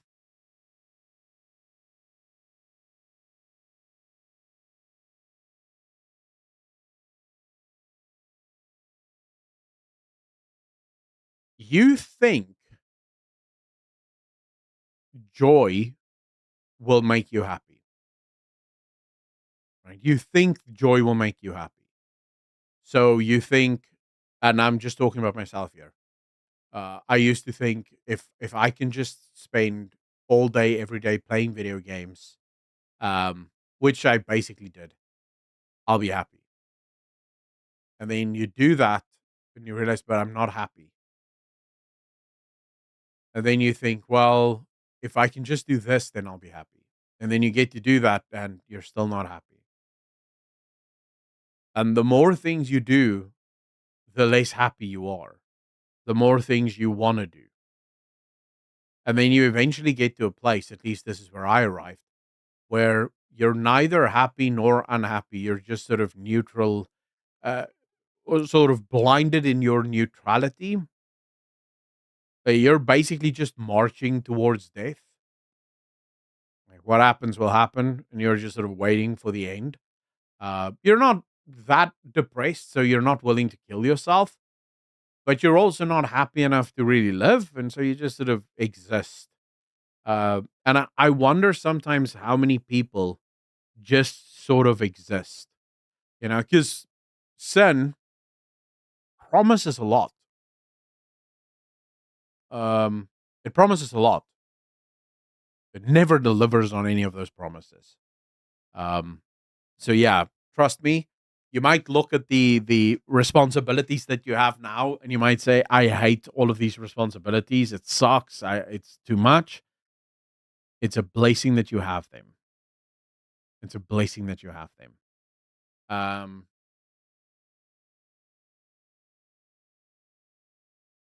well, Don, thanks for your input, sir. The moment people stop giving glory to God, they become self-consumed. True. We can only warn, and everyone will eventually find out during the tribulation. So, Renee, um,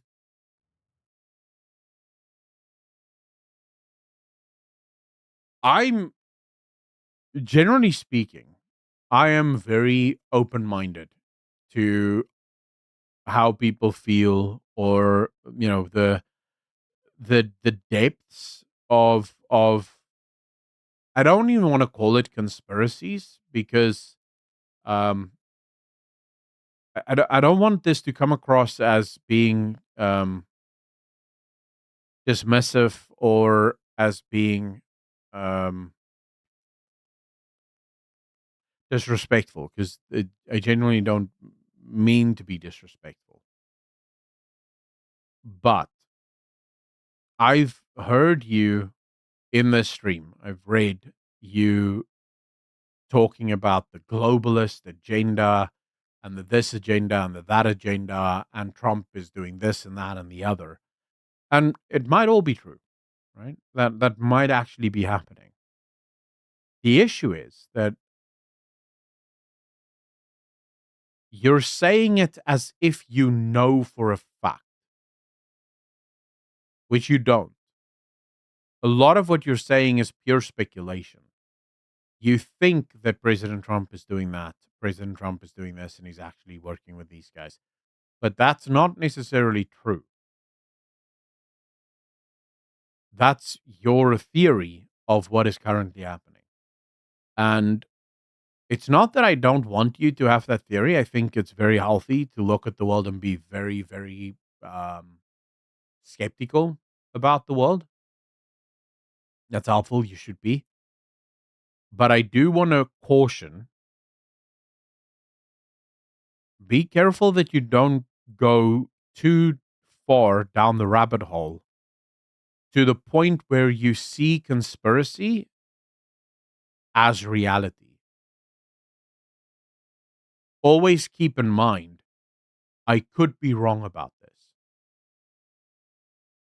You might be right about the global idea, right? We know that the globalists have a specific angle that they're working through. And we know that the globalists want to achieve something. That's right. But it's always helpful not to reach final conclusions, but instead to say, I could be wrong. And instead hold yourself off a little bit on this. I could be wrong. So that when new information emerges, so I'll give you an example. You say that President Trump is simply serving the globalists, except everything that President Trump is doing is the exact thing that the globalists hate. The globalists want to empower the UN. They want to empower NATO. The globalists want stakeholder capitalism like the kind you get in Europe. The globalists love China. The globalists want more communism in Africa. The globalists want a massive aid state. President Trump has dismantled all of that and has exposed so much of it. So when you say President Trump just wants those things, my argument is, but how does he want those things? Because he seems to be doing all of the things that they hate. But then I hear people saying, no, he's just serving those same people. And well, that makes no sense. How is he serving them? It sort of reminds me, and by this, please do not read that I am saying President Trump is like Jesus. I am not saying that. But it reminds me of when the Pharisees come to Jesus and they say to him, you're doing this because of a demon.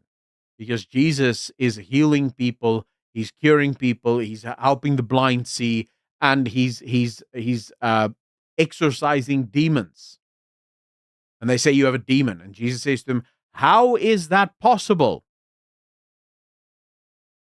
If Satan rose against Satan, how would his kingdom stand? Because a house divided cannot stand. And then you go, well, people say, well, Trump is working for the globalists. And I go, well, is Trump working for the globalists by going against the globalists? Like, that makes no sense. Why is he destroying the globalist agenda by helping the globalist? So always what I have found helpful in my life, and I approach everything in life this way, I could be wrong. That doesn't mean I am wrong, but I believe in everything. Even in saying to you that I don't think Trump is a globalist, I have in the back of my mind, I could be wrong. So whenever President Trump does anything, I don't jump to a conclusion immediately. I keep in the back of my mind, I could be wrong. So I try and judge it on the basis of the facts right in front of me. So my question is this: why hasn't ZA seen as much violence as the UK and Ireland? I mean, we have a Muslim populace too. So, Hoppity, first, we have a very tiny Muslim population, right? They make up about 3% of the population. And most Muslim problems, at least historically speaking, start at around 5% of the population. The second they hit around 5%, that's when the problems really start. But I think a bigger thing is we don't know of all the Muslim problems. Think about how long it took for the people of the UK to find out about the Muslim rape gangs. 70 years.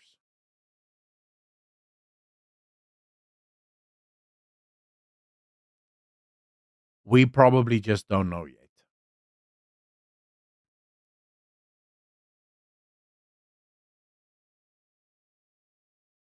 Mirkat, very true. Well, look what is happening with Cape Union Mart. It is already beginning.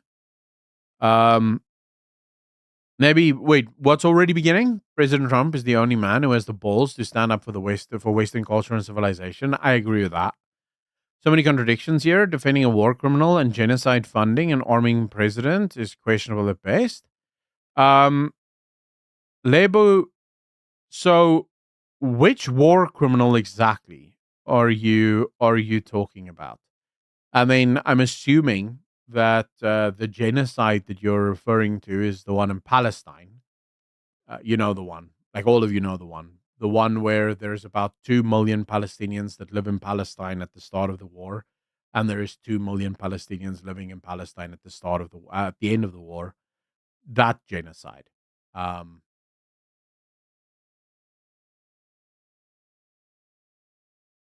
Is that the one we're talking about, or are you talking about another genocide? What other fictional genocide have you been referring to? S The greatest trick Satan ever did was getting people to believe the devil isn't real. Truth. I believe there has not been enough push from Muslims and people opposing Muslims yet. An essay. My life, probably very true. Yes. The world is passing away eventually by fire, but God's word shall never pass away. Without Jesus, this world would spin out of control. He holds everything together. Renee, so I fundamentally agree with you, right? I I guess my question would just be, what does that have to do with what you and I were just discussing? Because I do agree with you 100%, but where does that fit in? There's already pro-Palestine protests beginning. Oh, oh yeah, I saw those. Although right now I kind of think those are still relatively small and maybe quite localized for now, at least. So I'm not yet too worried about the pro-Palestine. By the way, where I live, on one of the robots or traffic lights for those watching outside South Africa, but at one of the robots, there's these Muslim women. I would say 7 or 8 of them. Like every weekend, they stand on the robot on the corner with these placards that say "Free Palestine," and I always just think to myself, man, these people are so fake. W- What does that do? What does that do? You standing on the street corner of a busy street going "Free Palestine." What does that do?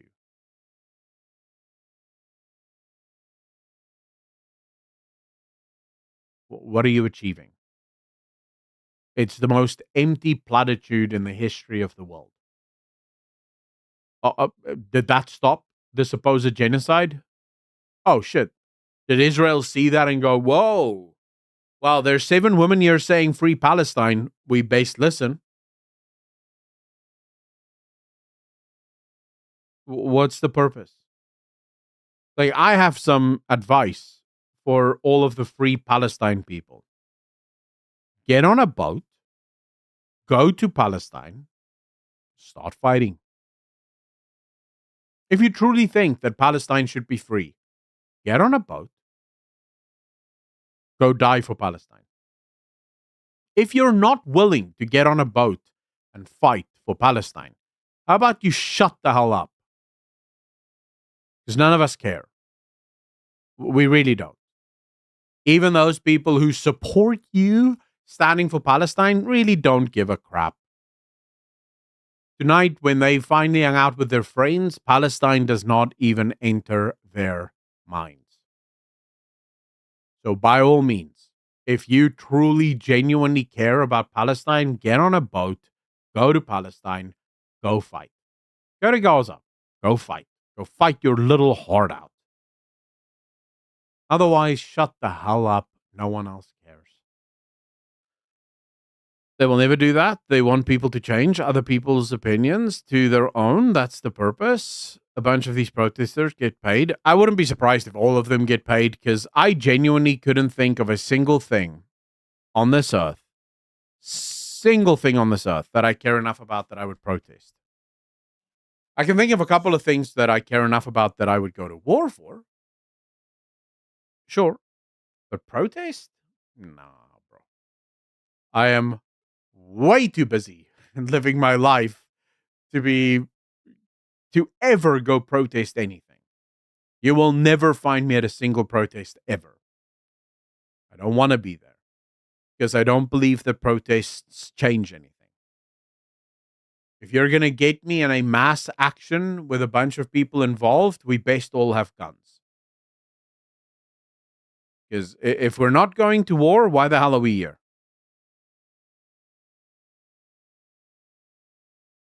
Think Palestine is in the Free State? Exactly. All the protests are purely social pressure. I don't care about their conflict in the desert. True. About the Islami, Dominion Bosman has a speech on Bood Media YouTube. Very interesting. Thank you for openly confessing and praising our Lord. Thank you very much for being here, and it is my absolute pleasure.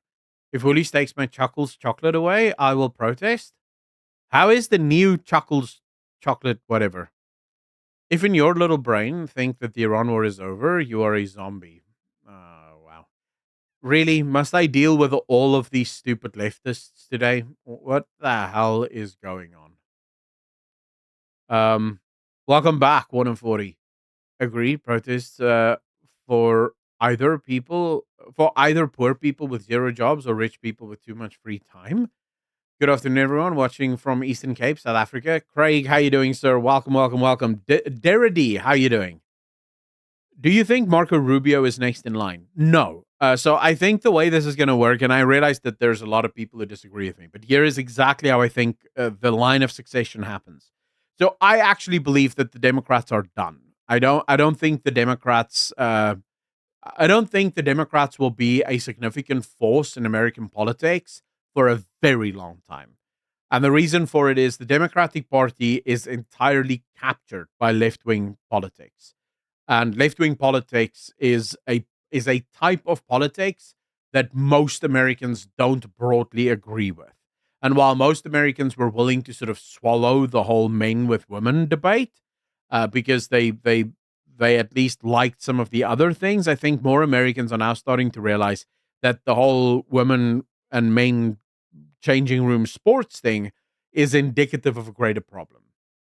And so that fundamentally, I think, is going to sink the Democratic Party. I don't think there's going to be a Democratic Party after this. Now, insofar as the future for the Republican Party and for America more broadly, I believe that it will be J.D. Vance next. I think this is why, if you look at who is currently on the circuit, what you look at is J.D. Vance is basically doing the entire circuit at the moment, talking about the end of the war in Iran and all the rest of it, because he is being set up as the next president for America. And I think when President Trump steps down or when his term is up, J.D. Vance will become the next president. I think Marco Rubio will become his vice president. And I think after J.D. Vance, Marco Rubio will become the president. So I actually think that's how it's going to work. That's my prediction for where we're headed. This intelligence to President Trump during their meeting to prevent an uncontrolled regional escalation that would jeopardize Chinese energy supply lines. Meanwhile, Pakistan is engaging. Thank you for giving us a place to gather and express. Verity, it is my absolute pleasure. Africa is the inheritance of Ham. Asia is the inheritance of Shem. Europe is the inheritance of Japheth. So Zulu, I don't necessarily buy into that. I don't buy into the let me call it the foundations of the Israel vision.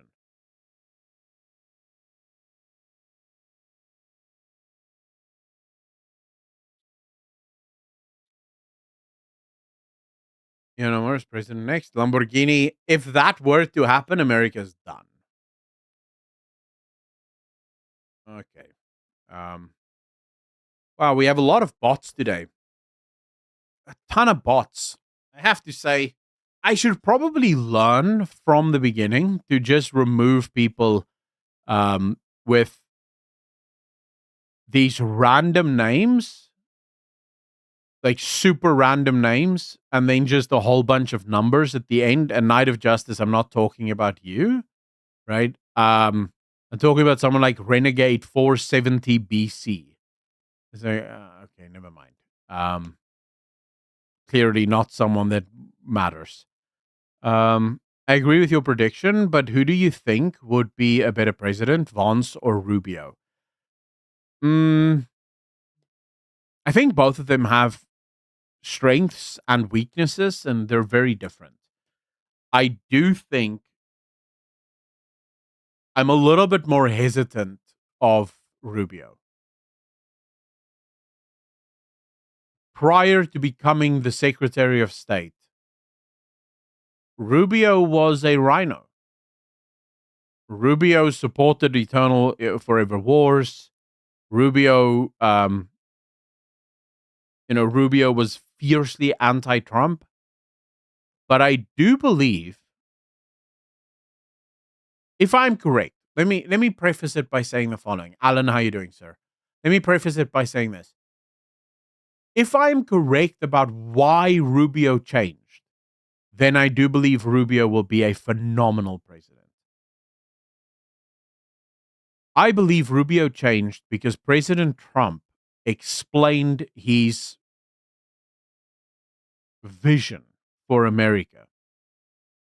And that vision is ultimately what convinced Rubio to start seeing the world the way that Trump sees the world. And if that is correct, then I think Rubio is going to be a phenomenal president. If I'm wrong, and Rubio simply changed his mind because he wanted the job as Secretary of State, then Rubio is just going to be another establishment candidate, right? That's going to do what's best for the establishment and nothing else. I mean, that's not necessarily going to be bad, but it's not going to be great. As for Vance, I get some people here said he's a little bit too diplomatic.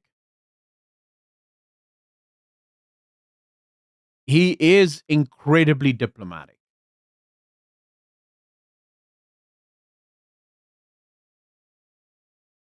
But I actually think that's his greatest strength. Because I don't think he's weak, to be perfectly honest. Vance isn't weak. Vance has a nice way of talking. And he's the kind of guy that, he understands how to work people and how to be nice and how to, fit in. And I think he is genuinely just a nice guy. I don't think Vance is weak.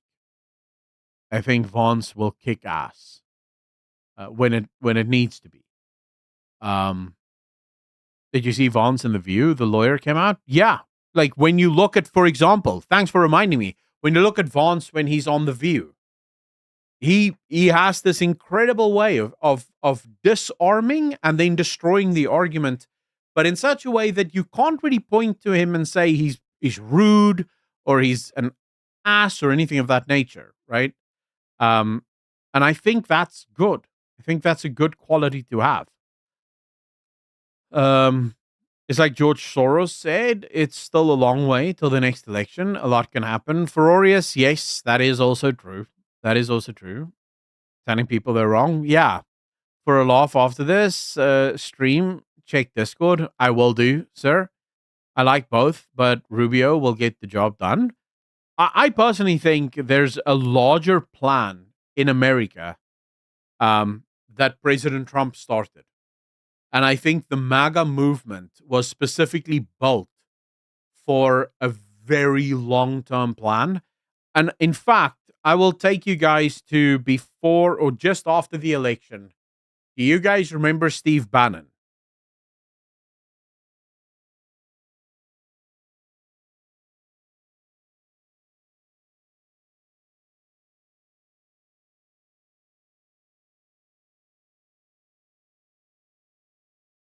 Every show, but gotta go. Peter, got to take care of yourself, sir. Really appreciate you. Thank you, thank you, thank you. Remember what Steve Bannon said just after the election? He said Trump will stand for a third term. And everyone lost their minds. It's against the Constitution. It's illegal. He can't. What. I listened to that. And I remember me and my brother had a debate about it because my brother said he will. And I said, no, he won't. He won't. He will, but not in the way that people think. Because I think what Bannon was referring to was MAGA. Not particularly Trump, but MAGA. MAGA will stand for a third term, and then a fourth, and then a fifth, because I do believe that President Trump has built a movement where even if it's Vance in the White House, Vance will still go to Trump. Vance will still coordinate with Trump.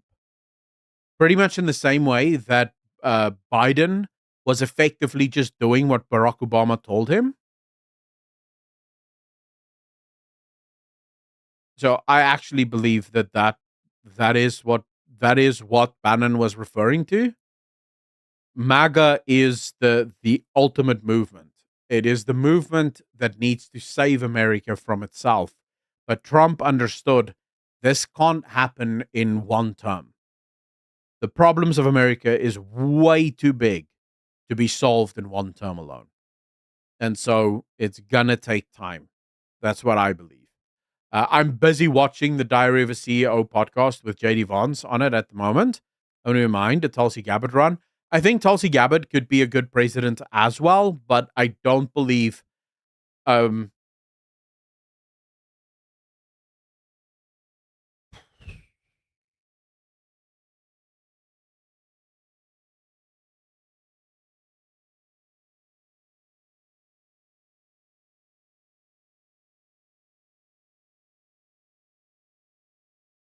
I think Tulsi Gabbard would make a great vice president.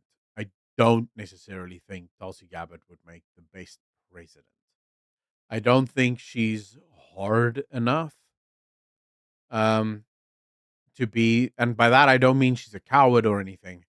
I just I don't necessarily think she has um, the gumption to do it. You know, you look at people like Margaret Thatcher, who was a phenomenal prime minister. You need that kind of thing. You need a woman that genuinely just doesn't give a crap. You know, if a woman is going to be president or going to try and be leader, she has to be someone who just does not care. The lady is not for moving, as they say, or as she said. Come the DNC convention, if the swamp is elected, then we will stay Republican. But you have those in Fetterman camp that are more centrist in their views. Alan, I believe Fetterman is a serious minority in the Democratic Party. She's a good prospect, but I really got angry last night seeing the Obama ritual of his library. I couldn't care less about what Obama does. Obama Lama, in my opinion, will be remembered historically as the worst president America has ever had, period. And I mean, you think you put him against George W. Bush and you go, how could you be worse? He managed it. I think right now the left is just sort of, because of the racism that exists on the left, and it's specifically a racism. The term was coined by Majid Nawaz years ago, but it's the racism, the bigotry of low expectations is what they call it. Because the left has this built-in bigotry of low expectations, thinking that black people, this is the best that they can do. They can't see just how incredibly bad Obama actually was as a president. But hopefully, historians in the future don't have this problem. And so when they look at Obama, they can be honest and say, the first black president of America sure ruined it. And if it's sad that Thomas Sowell isn't younger, because I actually think he would have made a brilliant president. Barack Hussein Obama, leader of Islamic Brotherhood. Ferorius, I would not put it past him. Anyways, ladies and gentlemen, is there anything else that you guys would like to discuss before I go? Can you tell us what happened to the ambassador to South Africa? Are you talking about the South African ambassador to the US, or to Brain Bosel or Rolf Meyer?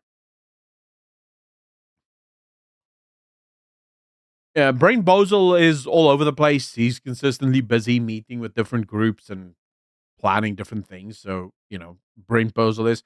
Rolf Meyer, no idea. The dude went to America and it clearly didn't go well for him. I think Gamer Republic, just to be clear, I discussed that at the beginning of the stream. So, like, the first half of the stream is effectively the discussion of the title for today's stream. What we've done here is just sort of an extension of topics that came out of the original discussion. So, yeah, you guys can always expect the title of the live stream to be the first topic that we discuss. So if many of you maybe joined right now, Parsifals, how are you doing, sir? If you joined right now and you're going, wait, why is this guy not discussing the title? It's because it's already been discussed, right? And you can just go back to the start of the stream and you can hear that discussion as it plays out. This is just what follows. Ladies and gentlemen, I truly hope that you will all have a wonderful weekend. Enjoy whatever hours you have left of work. Ladies and gentlemen, thank you so much for hanging out with me. Thank you so much for spending your time with me. As always, be good to each other. Be kind to each other. Thank you so much to everyone that supports this channel, either by watching, hitting the like button, hitting that subscribe button, sharing the videos, because I know a lot of you actually do. But then also a special thank you to everyone that supports this channel financially, that allow me to do what I do and make the content that I make, especially with yesterday's, where they immediately demonetized that video. I truly appreciate all of you from the bottom of my heart. As always, ladies and gentlemen, be good to each other, be kind to each other, and I will see all of you in the next one. Peace.